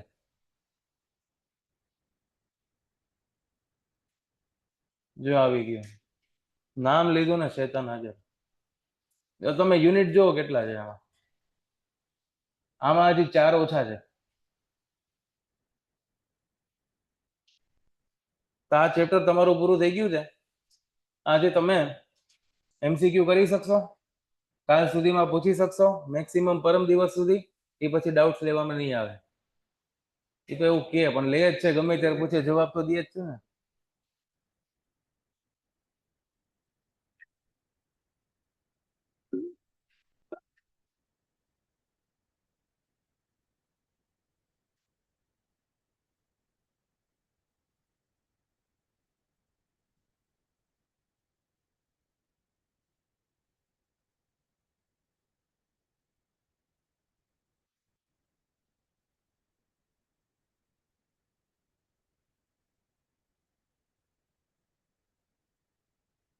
નવું ચેપ્ટર ચાલુ કરીએ, નવું ચેપ્ટર ચાલુ કરીએ. ચાલે છે ને ધંધા પાણી બરોબર?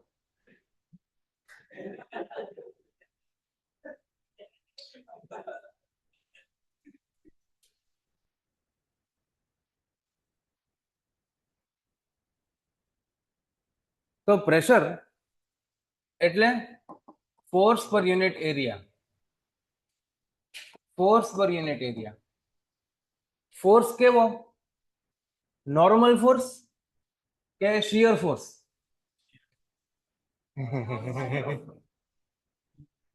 કોઈ દી સાંભળ્યું શિયર પ્રેશર એવો શબ્દ સાંભળ્યો? હંમેશા નોર્મલ ફોર્સ આવે, નોર્મલ ફોર્સ અપોન એરિયા. અથવા નોર્મલ ફોર્સ તમારે ના લખવું હોય, ખાલી ફોર્સ લખવું હોય તો ડિવાઇડેડ બાય એરિયા. પણ એરિયા કેવો? પરપેન્ડિક્યુલર વાળો એરિયા. બરોબર? કાં તો ઉપર પરપેન્ડિક્યુલર લખો, કાં તો નીચે પરપેન્ડિક્યુલર લખો.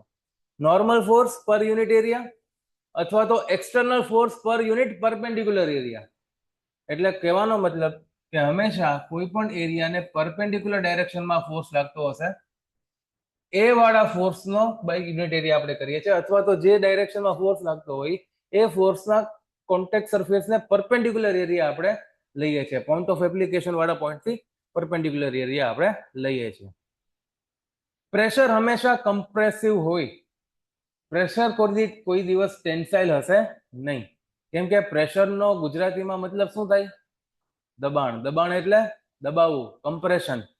બરોબર? હંમેશા કમ્પ્રેસિવ હશે, કોઈ દિવસ ટેન્સાઇલ હશે નહીં. પ્રેશર છે એક સ્કેલર ક્વોન્ટિટી છે. કેવી ક્વોન્ટિટી છે? સ્કેલર. ફોર્સ કેવી ક્વોન્ટિટી છે? વેક્ટર. એરિયા? એરિયા પણ વેક્ટર છે, પણ તોય વેક્ટર છે.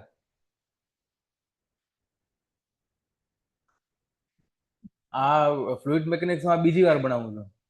જ્યારે પહેલી વાર ભણાવતો હતો ને ત્યારે તો વાંચવું પડે, ડિટેલમાં PhD કરવું પડે. બરોબર? વળી કોક પૂછી લે કંઈક ને આપણને ના આવડતું હોય તો ભૂંડા લાગીએ. એટલે ત્યારે બસ PhD કરી હતી, એટલે હજી સુધી હાલે છે. તો ત્યારે આ જયારે પ્રેશર વાળું ભણતો હતો ને, મેં કીધું કે સ્કેલર ક્વોન્ટિટી છે. તો અહીંયા મેં સ્કેલર વાંચ્યો ને મગજમાં વિચાર કર્યો, ફોર્સ તો વેક્ટર છે. વેક્ટર અપોન સ્કેલર તો વેક્ટર જ થઈ. વેક્ટર અપોન વેક્ટર, ઉપર નીચે વેક્ટર હોય તો વેક્ટર વેક્ટર કેન્સલ થઈને સ્કેલર થાય. બરોબર? એટલે આરો સેટ થતું નથી કઈ. પછી આપણે જોયું કે ભાઈ એરિયા સ્કેલર છે કે વેક્ટર છે. તો એના માટેનું ડેરિવેશન આખું હતું. એરિયાને ડેરિવેશન કરીને વેક્ટર પ્રૂવ કરાવડાવ્યું. ડેરિવેશન કરીને વેક્ટર પ્રૂવ કરાવડાવ્યું ને પછી આપણે માની ગયા કે ના વેક્ટર છે એરિયા પણ. પછી ઠીક છે, ઉપર નીચે વેક્ટર હોય તો આપણે સ્કેલર એને કહી શકીએ. બરોબર? એમ કરીને પછી સ્કેલરમાં માની લીધું. બરોબર? હવે હું તમને કહું છું કે એરિયા વેક્ટર છે, તો તમારા માટે ડેરિવેશન શીખવાની જરૂર નથી. મારા શબ્દો પર ભરોસો હોવો જોઈએ. બરોબર? ખોટું નહીં ભણાવે. આ એટલો ભરોસો તો હોય ને. તો પછી તો એરિયા આપણે વેક્ટર લઈએ છીએ, ઉપર નીચે વેક્ટર, એટલે સ્કેલર ક્વોન્ટિટી થઈ ગઈ. સ્કેલર ક્વોન્ટિટીમાં ડાયરેક્શનની કોઈ જરૂરિયાત નથી. ડાયરેક્શનની કોઈ જરૂરિયાત નથી એનો મતલબ કે બાય ડિફોલ્ટ દબાણ જ છે, બાય ડિફોલ્ટ કમ્પ્રેશન જ છે. એમાં આપણે ડાયરેક્શનની જરૂર નથી, પરપેન્ડિક્યુલર ડાયરેક્શનમાં જ લાગતું હશે. બરોબર? એક પ્રેશર જેવી ને જેવી જ બીજી ક્વોન્ટિટી છે. સ્ટ્રેસ.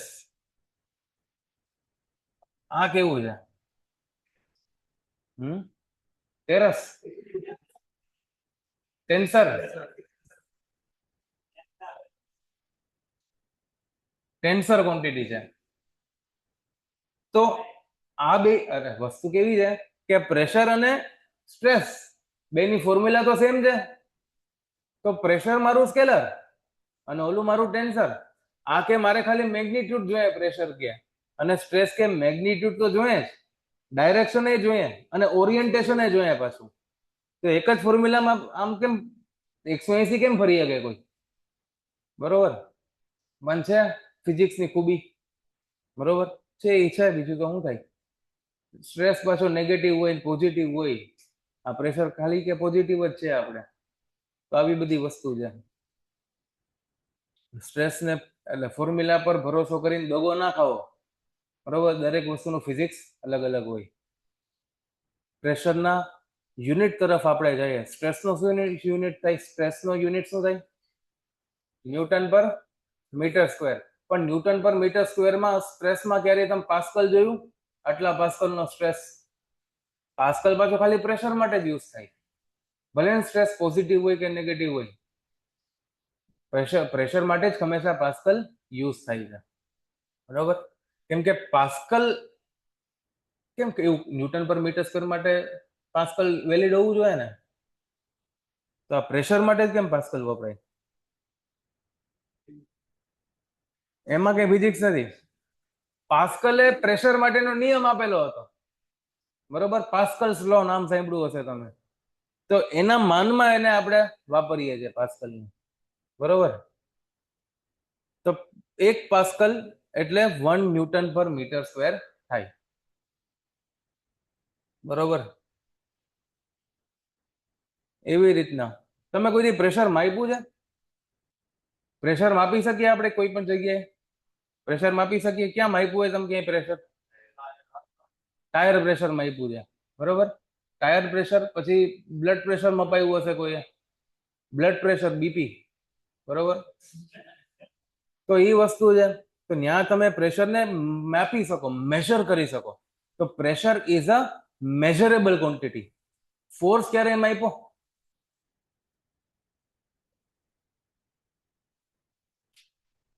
ફોર્સ નો માપીએ, ફોર્સ કેલ્ક્યુલેટ કરીએ આપણે માસ ઇન્ટુ એક્સેલરેશન કરીને. તો ફોર્સ આપણે કેલ્ક્યુલેટ કરવો પડે અને પ્રેશર આપણે મેજર કરી શકીએ. બરોબર. તો 1 પાસ્કલ 1 ન્યૂટન પર મીટર સ્ક્વેર. 1 ન્યૂટન પર મીટર સ્ક્વેર. 1 mega pascal. કેવા પાસ્કલ? મેગા. જ્યાં મેગા લાગે ત્યાં 10⁶ લાગે. તો 10⁶ ન્યૂટન પર મીટર સ્ક્વેર. આપણે કોન્ક્રીટની સ્ટ્રેન્થ ને એ બધી વસ્તુ કેમાં માપીએ? ન્યૂટન પર mm સ્ક્વેરમાં. તો ન્યૂટન પર mm સ્ક્વેર ને મારે ન્યૂટન પર મીટરમાં કન્વર્ટ કરવું હોય તો ન્યૂટન પર મીટર એટલે કેટલા મીટર થાય નીચે? 10⁻³ પ્લસ 10⁻³ એટલે -6. બરોબર. -6 નીચે એટલે ઉપર જાય તો 10⁶ ન્યૂટન પર મીટર સ્ક્વેર. આવું કહેવાય કે ન કહેવાય? આવું કહેવાય. તો 1 મેગા પાસ્કલ 10⁶ ન્યૂટન પર મીટર સ્ક્વેર અને 1 ન્યૂટન પર mm સ્ક્વેર પણ કહેવાય. તો લખી નાખો સાઈડમાં. પછી આવે 1 બાર અને બીજું આવે 1 અંદર. બારની વાત કરીએ તો 1 બાર એટલે 10⁵ પાસ્કલ થાય. કેટલા? 10⁵ પાસ્કલ. 1 મેગા પાસ્કલ એટલે 10⁶ પાસ્કલ. 1 બાર એટલે 10⁵ પાસ્કલ. 10⁵ ન્યૂટન પર મીટર સ્ક્વેર. 1 ATM પ્રેશરના કેટલા બધા યુનિટ છે? આપણે એટમોસ્ફેરિક પ્રેશરના ટર્મ્સમાં એને માપીએ તો 101/325 ન્યૂટન પર મીટર સ્ક્વેર થાય. એટલે કે 1.01325 બાર થાય. એટલે કે 1.01 into 10⁵ પાસ્કલ થાય કે ન થાય? તો આને આપણે અપ્રોક્સિમેટલી 10⁵ પાસ્કલ કહી શકીએ કે ના કહી શકીએ? Approximately 10⁵ pascal. At water surface at 15 degree Celsius પર 1 atm જેટલું પ્રેશર લાગતું હોય છે. વોટરના સરફેસ ઉપર, જળ સપાટી પર 15 ડિગ્રી સેલ્સિયસ પર 1 atm જેટલું પ્રેશર લાગે. પછી આપણે જે ટાયર પ્રેશરની વાત કરી, ટાયર પ્રેશરની અંદર આપણે જોવા જઈએ તો 30, 35 એવા આપણે પોઈન્ટ્સ પુરાવતા હોય. કારમાં 30, 35 નહીં, કારમાં 35 થી 40 વચ્ચે અને બાઇકમાં 25 થી 30 વચ્ચે, 25 થી 35 વચ્ચે આવી રીતના રાખતા હોય. તો એ યુનિટ શું હોય? એ યુનિટ હોય પીએસઆઈ. પીએસઆઈ નો મતલબ શું થાય? જેવી રીતના આપણે આઈએસ એસઆઈ યુનિટમાં ફોર્સને ન્યૂટનથી દર્શાવીએ છીએ, એવી રીતના બ્રિટિશર્સ ફોર્સને પાઉન્ડથી દર્શાવતા. તેનાથી પાઉન્ડથી નહીં, પણ ફોર્સને નહીં, પણ કેને? વેઇટને. જે રીતના આપણે કેજી વાપરીએ એવી રીતના એ લોકો પાઉન્ડ વાપરે. બરોબર? કેટલા હોય? 1 પાઉન્ડ એટલે 1.5 થી 2 કિલો જેવું થાય, 1.7 કેજી જેવું થાય. બરોબર? તો પાઉન્ડ ને એસઆઈ એટલે સ્ક્વેર ઇન્ચીસ.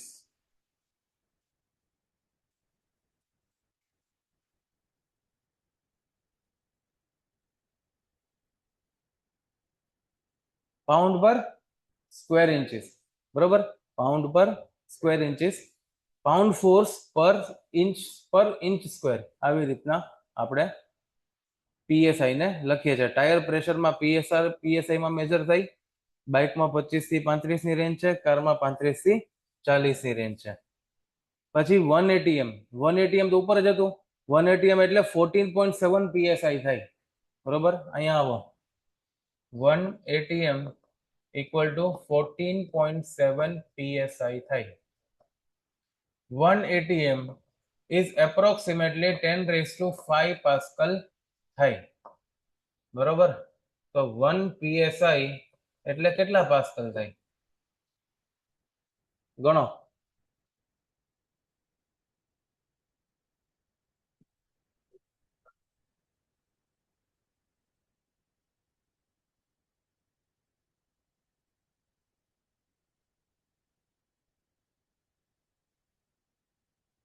કઈ રીતના ગણશો? 10 raised to 5 પાસ્કલ પર 14.7 psi થતા હોય તો 1 psi કેટલા પાસ્કલ થાય? તો 10 raised to 5 upon 14.7.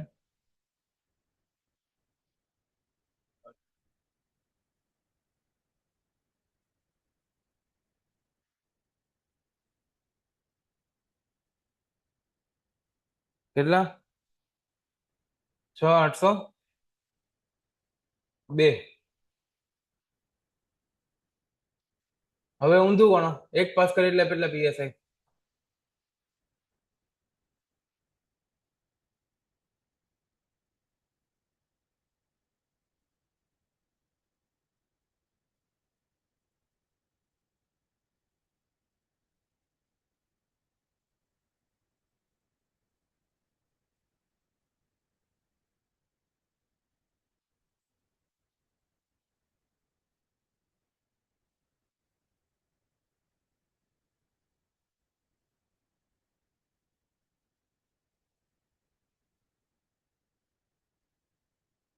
One PSI એટલે આ રીતના યાદ રાખજો. 1 psi equal to 6895 પાસ્કલ થાય. કેમ કે આપણે એપ્રોક્સિમેટ લીધું ને 10 raised to 5 તો. અને 1 પાસ્કલ એટલે 1 2 3 4 1.45 into 10 raised to minus 4 psi.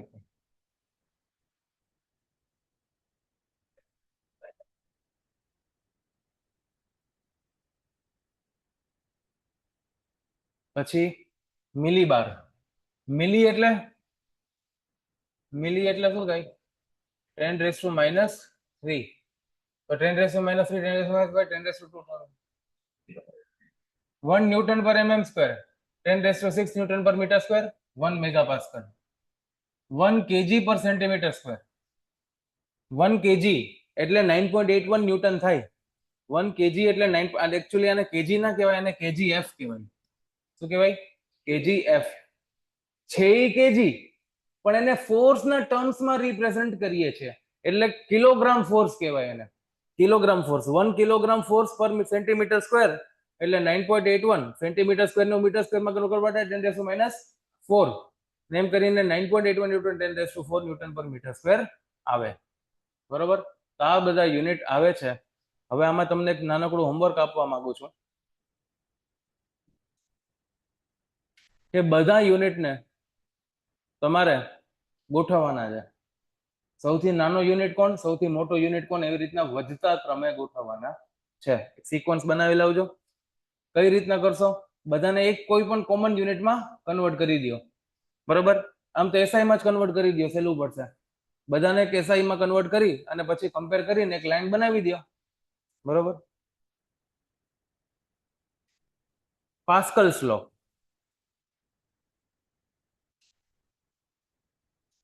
પાસ્કલ્સ લો શું કહે છે કે ભાઈ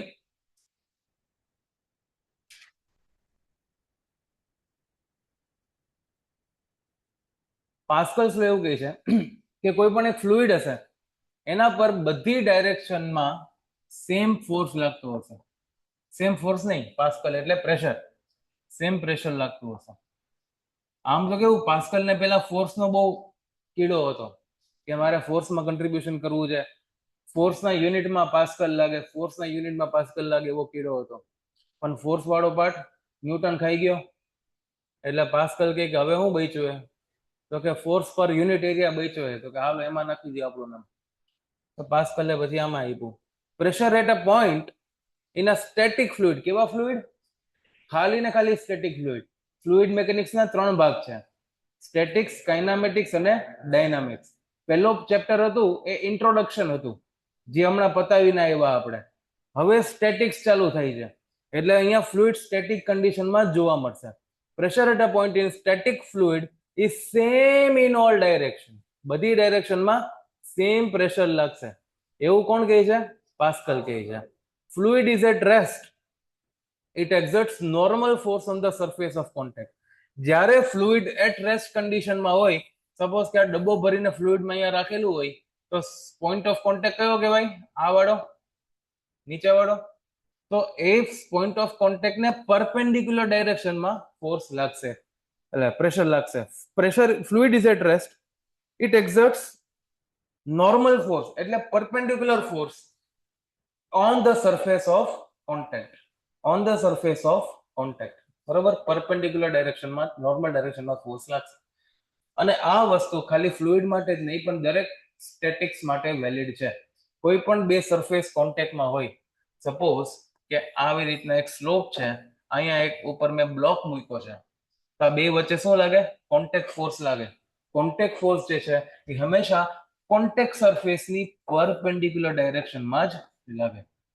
બરોબર, આપણે જ્યારે હતા 11-12 ત્યારે આપણે ફિઝિક્સમાં ફ્રી બોડી ડાયાગ્રામ બનાવવાનું આવતું કે ભાઈ આ એમ માસનો બ્લોક છે, એનો ફ્રી બોડી ડાયાગ્રામ બનાવો. આનો ફ્રી બોડી ડાયાગ્રામ કઈ રીતના બનાવતા? નીચે mg લગાડતા અને ઉપર નોર્મલ રિએક્શન લગાડતા. નોર્મલ રિએક્શન એટલે સરફેસ કોન્ટેક્ટમાં છે, કોન્ટેક્ટમાં છે એના કારણે જે કોન્ટેક્ટ ફોર્સ લાગે છે એ છે નોર્મલ રિએક્શન. તો આ કેસમાં બ્લોક જ્યારે આડો છે, બ્લોક જ્યારે આડો છે ત્યારે એનો ફ્રી બોડી ડાયાગ્રામ બનાવીએ ત્યારે સેલ્ફ વેઇટ વર્ટિકલ ડાયરેક્શનમાં આવે અને નોર્મલ રિએક્શન ઇન્ક્લાઇન ડાયરેક્શનમાં આવે. બરોબર, આવી રીતની વાત છે. જ્યારે કોઈ પણ બે વસ્તુ કોન્ટેક્ટમાં હોય ત્યારે કોન્ટેક્ટ ફોર્સ જે છે એ હંમેશા પરપેન્ડિક્યુલર ડાયરેક્શનમાં જ લાગશે. હવે બતાવે છે કે ફ્લુઇડ જ્યારે એટ રેસ્ટ કન્ડિશનમાં હોય ત્યારે પ્રેશરનું વેરિએશન ઉપરથી નીચે કઈ રીતના આપણને જોવા મળે. બરોબર, તો સપોઝ આવી રીતના પાણી છે અને આ બેડ છે, આખું પાણી ભરાયેલું છે.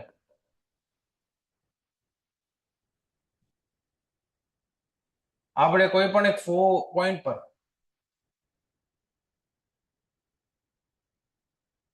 આ પોઈન્ટ પર પ્રેશર કેટલું આવે છે એ મારે જાણવું હોય.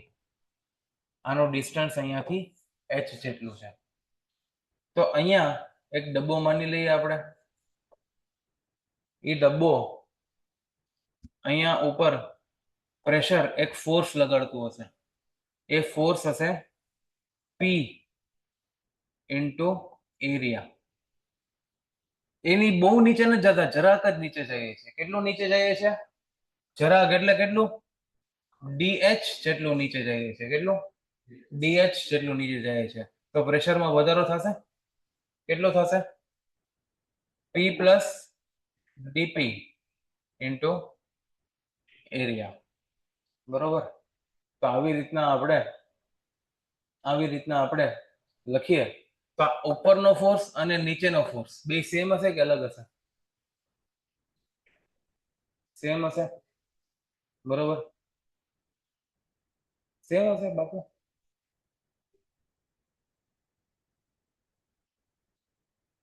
સેમ જ હોય ને.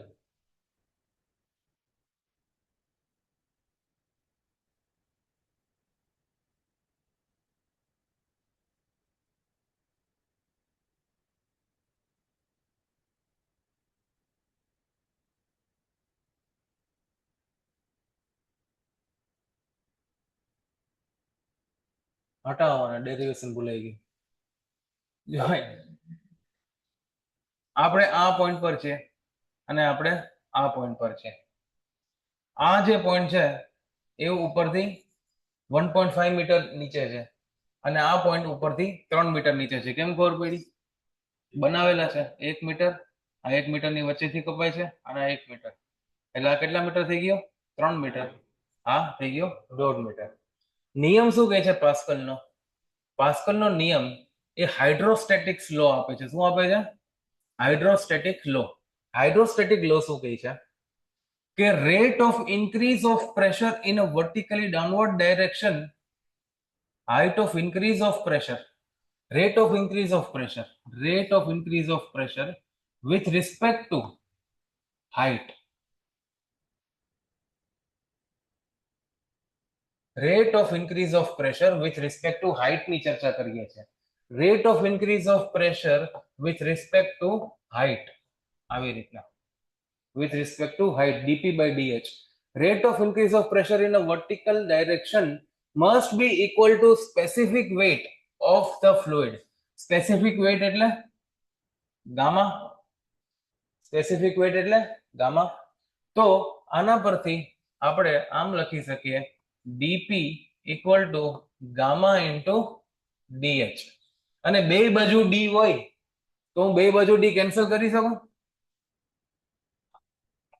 શું વાંધો આવે? dP equal to gamma into dH. તો હવે મારે બે બાજુ શું કરવું પડે? ઇન્ટિગ્રેશન કરવું પડે. આ બાજુ 0 to T, આ બાજુ 0 to H. તો dP નું ઇન્ટિગ્રેશન થશે P 0 થી P અને ગામા dH નું ઇન્ટિગ્રેશન શું થશે? H 0 થી H. તો P minus 0 P equal to gamma into H minus 0 H. તો d કેન્સલ કર્યા તો શું વાંધો હતો? આ જ આવત, ખાલી ખોટી મહેનત કરાવો. તો P equal to gamma into H.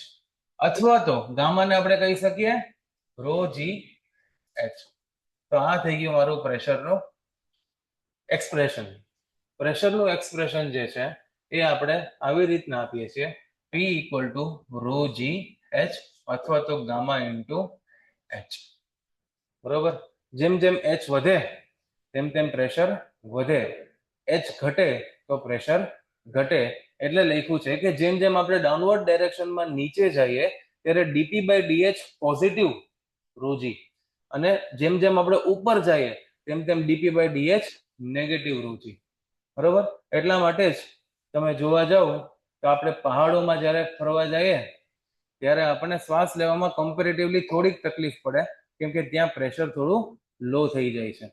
જ્યારે ફ્લાઇટમાં ટ્રાવેલ કરીએ ત્યારે આપણને ઇન્સ્ટ્રક્શન્સ આપવામાં આવતી હોય કે ભાઈ પ્રેશર જ્યારે ઓછું થઈ જાય ત્યારે ઉપરથી ઓક્સિજન માસ્ક આવશે, તમે ઓક્સિજન પહેરી લેજો, પહેલા પોતે પહેરજો પછી બીજાને પહેરાવજો. તો ત્યાં પ્રેશર એટલું ઓછું થઈ જાય કે ક્યારેક એવું બધું પ્રેશર ઘટી જાય કે ઓક્સિજનની જરૂરિયાત પડી શકે તમારે. એટલે કહેવાનો મતલબ કે જેમ જેમ ઉપર જાય એમ પ્રેશર ઘટતું જાય, બરોબર. હવે આપણે આ વસ્તુ આવડી ગઈ છે, અને આ વસ્તુ તો આપણને પહેલેથી આવડતી હતી જ ને. આમ આ વસ્તુ ડેમમાં વાપરી હતી આપણે. કઈ રીતના વાપરી હતી?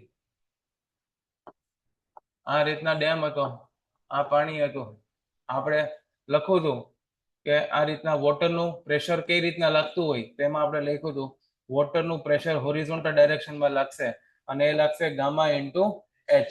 એચ 0 હોય, એચ 0 હોય ત્યારે પ્રેશર પણ 0 આવે, અને એચ કેપિટલ એચ થઈ જાય ત્યારે પ્રેશર થઈ જાય ગામા ઇન્ટુ એચ. અને આવી રીતના ટ્રાયેંગ્યુલર ડિસ્ટ્રીબ્યુશન આની અંદર તમને જોવા મળ્યું હતું, ઉપર 0 નીચે ગામા ઇન્ટુ એચ. પણ ગામા કેનો? વોટરનો. મેં તો કાંઈક અધૂરું લાગે છે, ગામા ડબલ્યુ ની કમી હતી. તો આ વસ્તુ આપણે જે ઇરિગેશનમાં કર્યું છે એ વસ્તુ આની અંદર ઘણી કામ લાગશે, સમજવામાં તમને ઈઝી પડશે, અને થોડીક નવી વસ્તુ પણ આપણને જાણવા મળશે. હવે અલગ અલગ પ્રકારના પ્રેશરની ચર્ચા કરીએ, ડિફરન્ટ ટાઈપ્સ ઓફ પ્રેશરની આપણે ચર્ચા કરીએ. એટલે પ્રેશર તો પ્રેશરના કઈ ટાઈપ ન હોય, કોમ્પ્રેસિવ જ હોય, પણ પ્રેશર લખીએ કઈ રીતના? ઘણી જગ્યાએ તમે જોયું હશે કે એટમોસ્ફેરિક પ્રેશરને 0 લખે છે, અને ઘણી જગ્યાએ એટમોસ્ફેરિક પ્રેશરને PATM લખે છે, બરોબર. તમે સાંભળ્યો છે વેક્યુમ. વેક્યુમ એટલે શું થાય?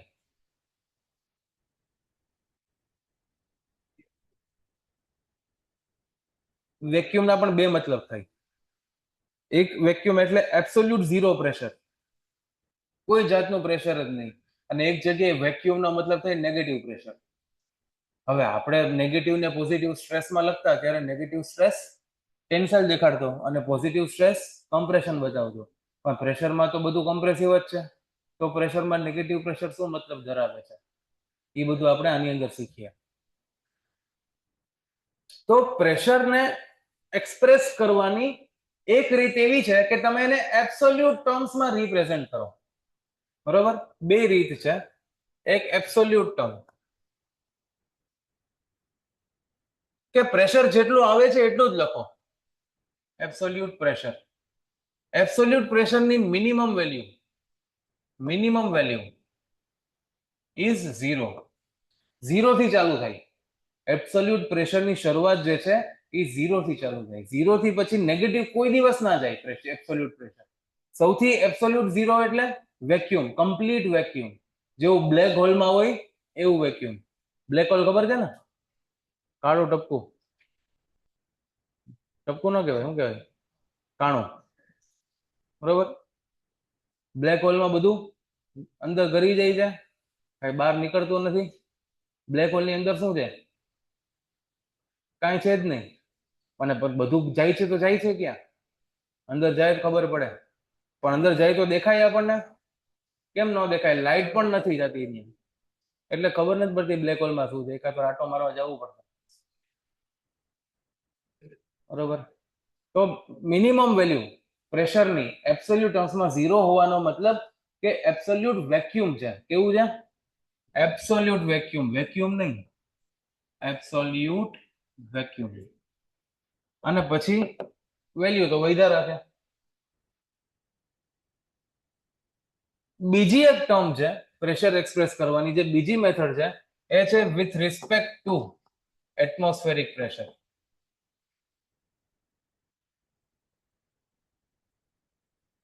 એટલે કે જે એટમોસ્ફેરિક પ્રેશર હોય એના ટર્મ્સમાં વાતો થાય. એટમોસ્ફેરિક પ્રેશરના ટર્મ્સમાં વાતો થાય. એટલે કે એટમોસ્ફેરિક પ્રેશર રેફરન્સ પ્રેશર તરીકે લખવામાં આવે છે. એટલે કે એટમોસ્ફેરિક પ્રેશર જે છે એને 0 કન્સિડર કરવામાં આવે છે. 0 કન્સિડર કરવામાં આવે છે એનો મતલબ કે માની લ્યો કે અત્યારે એટમોસ્ફેરિક પ્રેશર PATM જેટલું છે, તો પોઝિટિવ પ્રેશરનો મતલબ થાય આ બાજુ પોઝિટિવ પ્રેશર લખશું, આ બાજુ નેગેટિવ પ્રેશર લખશું. પોઝિટિવ પ્રેશરનો મતલબ થાય એટમોસ્ફેરિક પ્રેશરની સાપેક્ષમાં કેટલું વધારે છે. અને નેગેટિવ પ્રેશરનો મતલબ થાય એટમોસ્ફેરિક પ્રેશરની સાપેક્ષમાં કેટલું ઓછું પ્રેશર છે. બરોબર. તો આ જે એટમોસ્ફેરિક પ્રેશર કરતા વધારે જે પોઝિટિવ પ્રેશર આવે છે એને આપણે ગેજ પ્રેશરના નામથી ઓળખીએ છીએ. કેવું પ્રેશર? Gauge pressure. અને નેગેટિવ પ્રેશર જે આવે છે એને આપણે વેક્યુમ પ્રેશરના નામથી ઓળખીએ છીએ. Vacuum pressure. આની કોઈ મિનિમમ વેલ્યુ નથી, આની કોઈ મેક્સિમમ વેલ્યુ નથી. એટમોસ્ફેરિક પ્રેશરના ટર્મ્સમાં બધી વાતો થાય. એટમોસ્ફેરિક પ્રેશરને ઝીરો કન્સિડર કરવામાં આવે છે. એવું નથી કહેતા આપણે કે એટમોસ્ફેરિક પ્રેશર ઝીરો છે. આપણે એવું કહીએ છીએ કે એટમોસ્ફેરિક પ્રેશરને ઝીરો માનવામાં આવે છે. માની લ્યો કે અત્યારે આપણા પર જે પ્રેશર લાગે છે એ 1 atm જેટલું લાગે છે. 1 atm એટલે કેટલું થાય? 10⁵ પાસ્કલ. 10⁵ પાસ્કલ આપણા પર અત્યારે ચારે બાજુથી લાગી રહ્યું છે. તો આપણને કોઈ એમ કહે કે તમારા પર કેટલું પ્રેશર છે, આપણે કહીશું ઝીરો. તો કે કેમ ઝીરો? તો કે હું એટમોસ્ફેરિક પ્રેશરના ટર્મ્સમાં વાત કરું છું, એટલે એટમોસ્ફેરિક પ્રેશરને ઝીરો કન્સિડર કરવામાં આવશે. પણ આપણે એમ કોઈ કહે કે એબ્સોલ્યુટ કેટલું પ્રેશર લાગે તમારા ઉપર? 10⁵ પાસ્કલ. બરોબર, 10⁵ પાસ્કલ લાગે છે. એટમોસ્ફેરિક પ્રેશરના ટર્મ્સમાં આપણે ચર્ચા કરતા હોય ને ત્યારે આ પ્રેશરને આપણે ટોટલી આખા પ્રેશરને ગેજ પ્રેશર પણ કહેવાય. Gauge pressure. બરોબર. અને ગેજ પ્રેશરમાંથી એવું પ્રેશર કે જે એટમોસ્ફેરિક કરતા ઓછું છે એને સ્પેશિયલ નામ આપવામાં આવેલું છે વેક્યુમ પ્રેશર. બરોબર. વેક્યુમ પ્રેશરનો મતલબ એવું નહીં કે પ્રેશર ઝીરો. વેક્યુમ પ્રેશરનો મતલબ એવો થાય કે એટમોસ્ફેરિક પ્રેશર કરતા ઓછું પ્રેશર, સક્શન પ્રેશર આપણે જે કહીએ એ. બરોબર. એક કોલ્ડ ડ્રિંકનો બોટલ છે, એમાંથી આપણે પ્રવાહીને મોઢામાં લેવું છે તો મોઢામાં એક સક્શન ક્રિએટ કરવું પડે. સક્શન કેવું ક્રિએટ કરવું પડે કે જેથી કરીને એ પ્રેશર એટમોસ્ફેરિક પ્રેશરથી ઓછું પ્રેશર ક્રિએટ થાય, જેથી કરીને એ પ્રવાહી આપણા મોઢાની અંદર પ્રવેશ કરે. આપણે શ્વાસ લેવો હોય, એક ઊંડો શ્વાસ લેવો બધા. રોકી રાખો 1 સેકન્ડ માટે. થોડો અંદર પ્રેશર છોડી દે. એ તો છોડી દીધું હોય, પણ આ તો કોઈ એવો આજ્ઞાકારી હોય વધારે તો વસ્તુ કેવી છે, આપણે ઊંડો શ્વાસ લઈએ ત્યારે એટમોસ્ફેરિક પ્રેશર કરતા ઓછું પ્રેશર આપણા નાકથી અંદરની બાજુ ક્રિએટ કરીએ. તો જેવું આપણે ઓછું પ્રેશર ક્રિએટ કરીએ, આપણને ખબર છે high pressure two low pressure fluid move કરે તો હવા આપણી અંદર લો પ્રેશર અંદર ક્રિએટ થવાના લીધે અંદર એન્ટર થઈ. પછી આપણે જયારે 1 સેકન્ડ માટે શ્વાસને રોકી રાખ્યું ત્યારે કેવું થયું? પાછું ફીલ કરો. તો જ્યારે આપણે છોડ નાખો, જ્યારે આપણે શ્વાસને રોકી રાખ્યો 1 સેકન્ડ 2 સેકન્ડ માટે ત્યારે અંદર આપણને થોડું હેવી ફીલ થયું. હેવી ફીલ થયું એટલા માટે એમ થયું કે ભાઈ હવે ફટાફટ પ્રેશર બહાર નીકળે તો સારું, હવા બહાર છોડી તો સારું. એવું કેમ થયું? કેમ કે અંદર હવા પ્રવેશ કરી એટલે પ્રેશરમાં વધારો કર્યો. પ્રેશરમાં વધારો કર્યો એટલે પ્રેશર હંમેશા હાઈ ટુ લો ટ્રાવેલ કરે. તો આપણા નાકની આજુબાજુમાં પ્રેશર થોડુંક ઘટી ગયું, એટલે એ પ્રેશર ડિફરન્સના કારણે પ્રેશરને બારોબાર નીકળવું છે, એટલા માટે આપણને મુંજારો થયો કે ભાઈ ફટાફટ બહાર નીકળે તો સારી વાત છે. બરોબર. તો આવી રીતની ચર્ચાઓ બધી છે. તો કહેવાનો મતલબ કે ભાઈ એબ્સોલ્યુટ પ્રેશર જે છે, માની લો કે આ એબ્સોલ્યુટ પ્રેશર છે, એટમોસ્ફેરિક પ્રેશર એબ્સોલ્યુટ પ્રેશર કરતા વધારે હોય. એટલે એબ્સોલ્યુટ પ્રેશરની સાપેક્ષમાં વાત કરીએ તો એટમોસ્ફેરિક પ્રેશર કેટલું છે? 10⁵ પાસ્કલ જેટલું છે. એબ્સોલ્યુટ પ્રેશર કરતા આપણે એટમોસ્ફેરિક પ્રેશરને અહીંયા રાખીએ. એટમોસ્ફેરિક પ્રેશર કરતા વધારે પ્રેશરને ગેજ પ્રેશર કીધું, એનાથી ઓછા પ્રેશરને વેક્યુમ પ્રેશર કીધું. એકચ્યુઅલ પ્રેશર જે છે એ આપણે નથી રિપ્રેઝન્ટ કરતા, આપણે એટમોસ્ફેરિક પ્રેશરના ટર્મ્સમાં રિપ્રેઝન્ટ કરીએ છીએ. એટમોસ્ફેરિક કરતા વધારે તો પોઝિટિવ, ઓછું તો નેગેટિવ. બરોબર. નેગેટિવ ગેજ પ્રેશર પણ કહેવાય વેક્યુમ પ્રેશરને, નેગેટિવ ગેજ પ્રેશર પણ કહેવાય અને સક્શન પ્રેશર પણ કહેવાય. અને નીચે છે absolute zero pressure, complete vacuum. Clear થઈ આ વસ્તુ?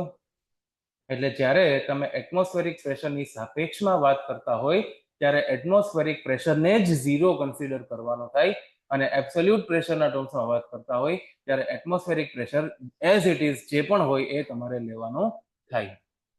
બરોબર. તો absolute pressure equal to atmospheric pressure plus gauge pressure, અને એબ્સોલ્યુટ પ્રેશર એટલે atmospheric pressure minus vacuum pressure. એટલે એબ્સોલ્યુટ પ્રેશર જ્યારે આપણી પાસે ગેજ પ્રેશર અથવા તો વેક્યુમ પ્રેશર અવેલેબલ હોય અને આપણે એને એબ્સોલ્યુટ ટર્મ્સમાં રિપ્રેઝન્ટ કરવું હોય ત્યારે આપણે એમાં atmospheric pressure plus gauge pressure કરશું અથવા તો વેક્યુમ હશે તો એમાંથી એટમોસ્ફેરિક માંથી માઇનસ કરી દેશું. આવી રીતના આની હારે ડીલ કરીએ છીએ. આખાને ગેજ પ્રેશર એટલા માટે કહેવામાં આવે છે કે ભાઈ ગેજ પ્રેશરનો મતલબ કે આપણે એટમોસ્ફેરિકના ટર્મ્સમાં ડીલ કરીએ છીએ એટલે એને આખાને ગેજ પ્રેશર એમ જનરલાઇઝ ફોર્મમાં નામ આપ્યું છે. એટલે એનો મતલબ કે કોઈ તને એમ કહી કે ભાઈ આમાં ગેજ પ્રેશર નેગેટિવ છે, -2 atm, એનો મતલબ તારે એવું સમજવાનું કે એટમોસ્ફેરિક કરતા 2 atm જેટલું ઓછું પ્રેશર છે. આખાને ગેજ પ્રેશર મૂળ એટલે કીધું કેમ કે જો પોઝિટિવ છે એને તો ગેજ પ્રેશર કહીએ જ છે, નેગેટિવ ને નેગેટિવ ગેજ પ્રેશર કહીએ છીએ. એટલે negative gauge pressure, positive gauge pressure, આખું ગેજ પ્રેશર.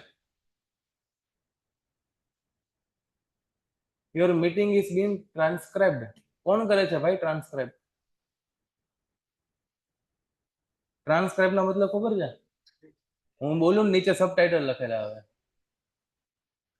એ મને કેમ ખબર પડી? સીસી લખ્યું જ ને. જો તો એક નાનકડી વાત કરી અને વિરામ લઈએ. નાનકડી, અચ્છા, અને ઓકે કેવું પડશે. નાનકડી વાત એવી છે કે દુનિયામાં એક હાઇડ્રોસ્ટેટિક પેરેડોક્સ છે.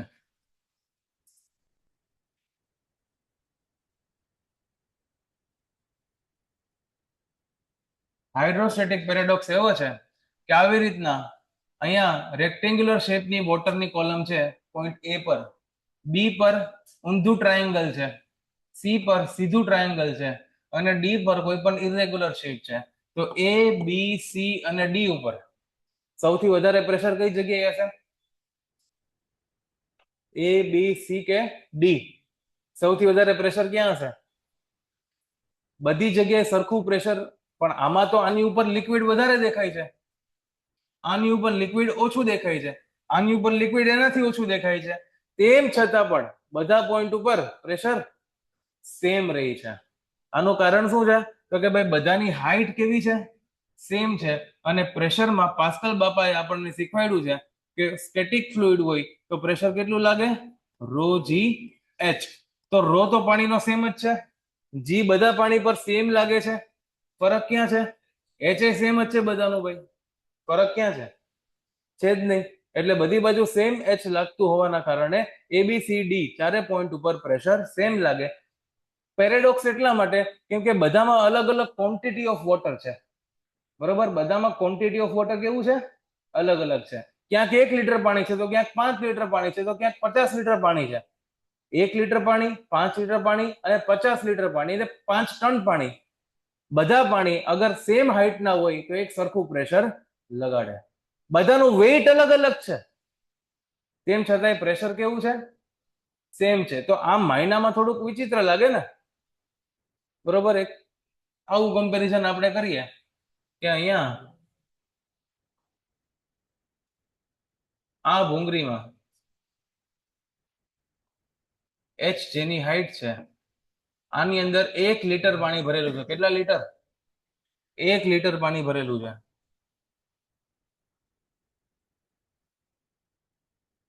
અને આની હાઈટ છે સપોઝ 2 મીટર. અને 2 મીટરની હાઈટમાં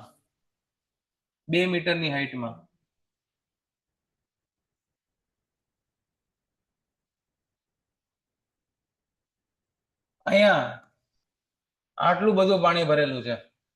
કેટલું બધું? કેટલા લીટર? 1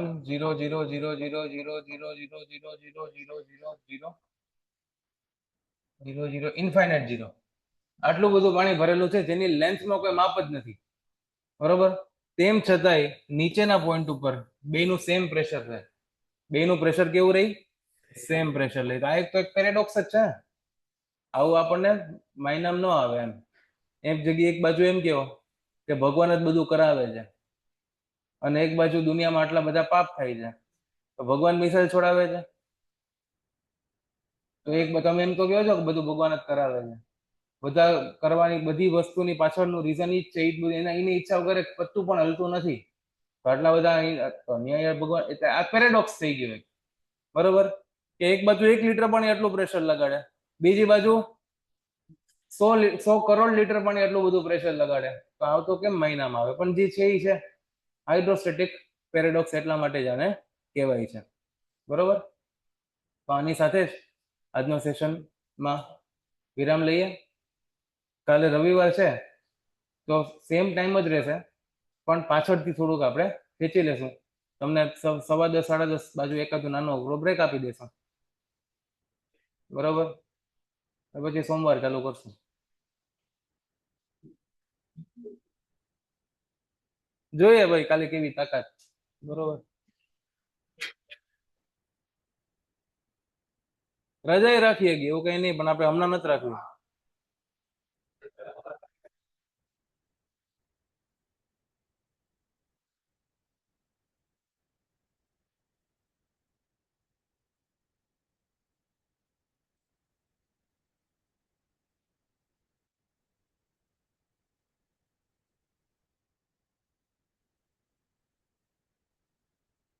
MCQ કરીને આવજો અને ગ્રુપમાં ડાઉટ મૂકી દેજો. કરીને આવવા ને ગ્રુપમાં ડાઉટ મૂકી દેવા.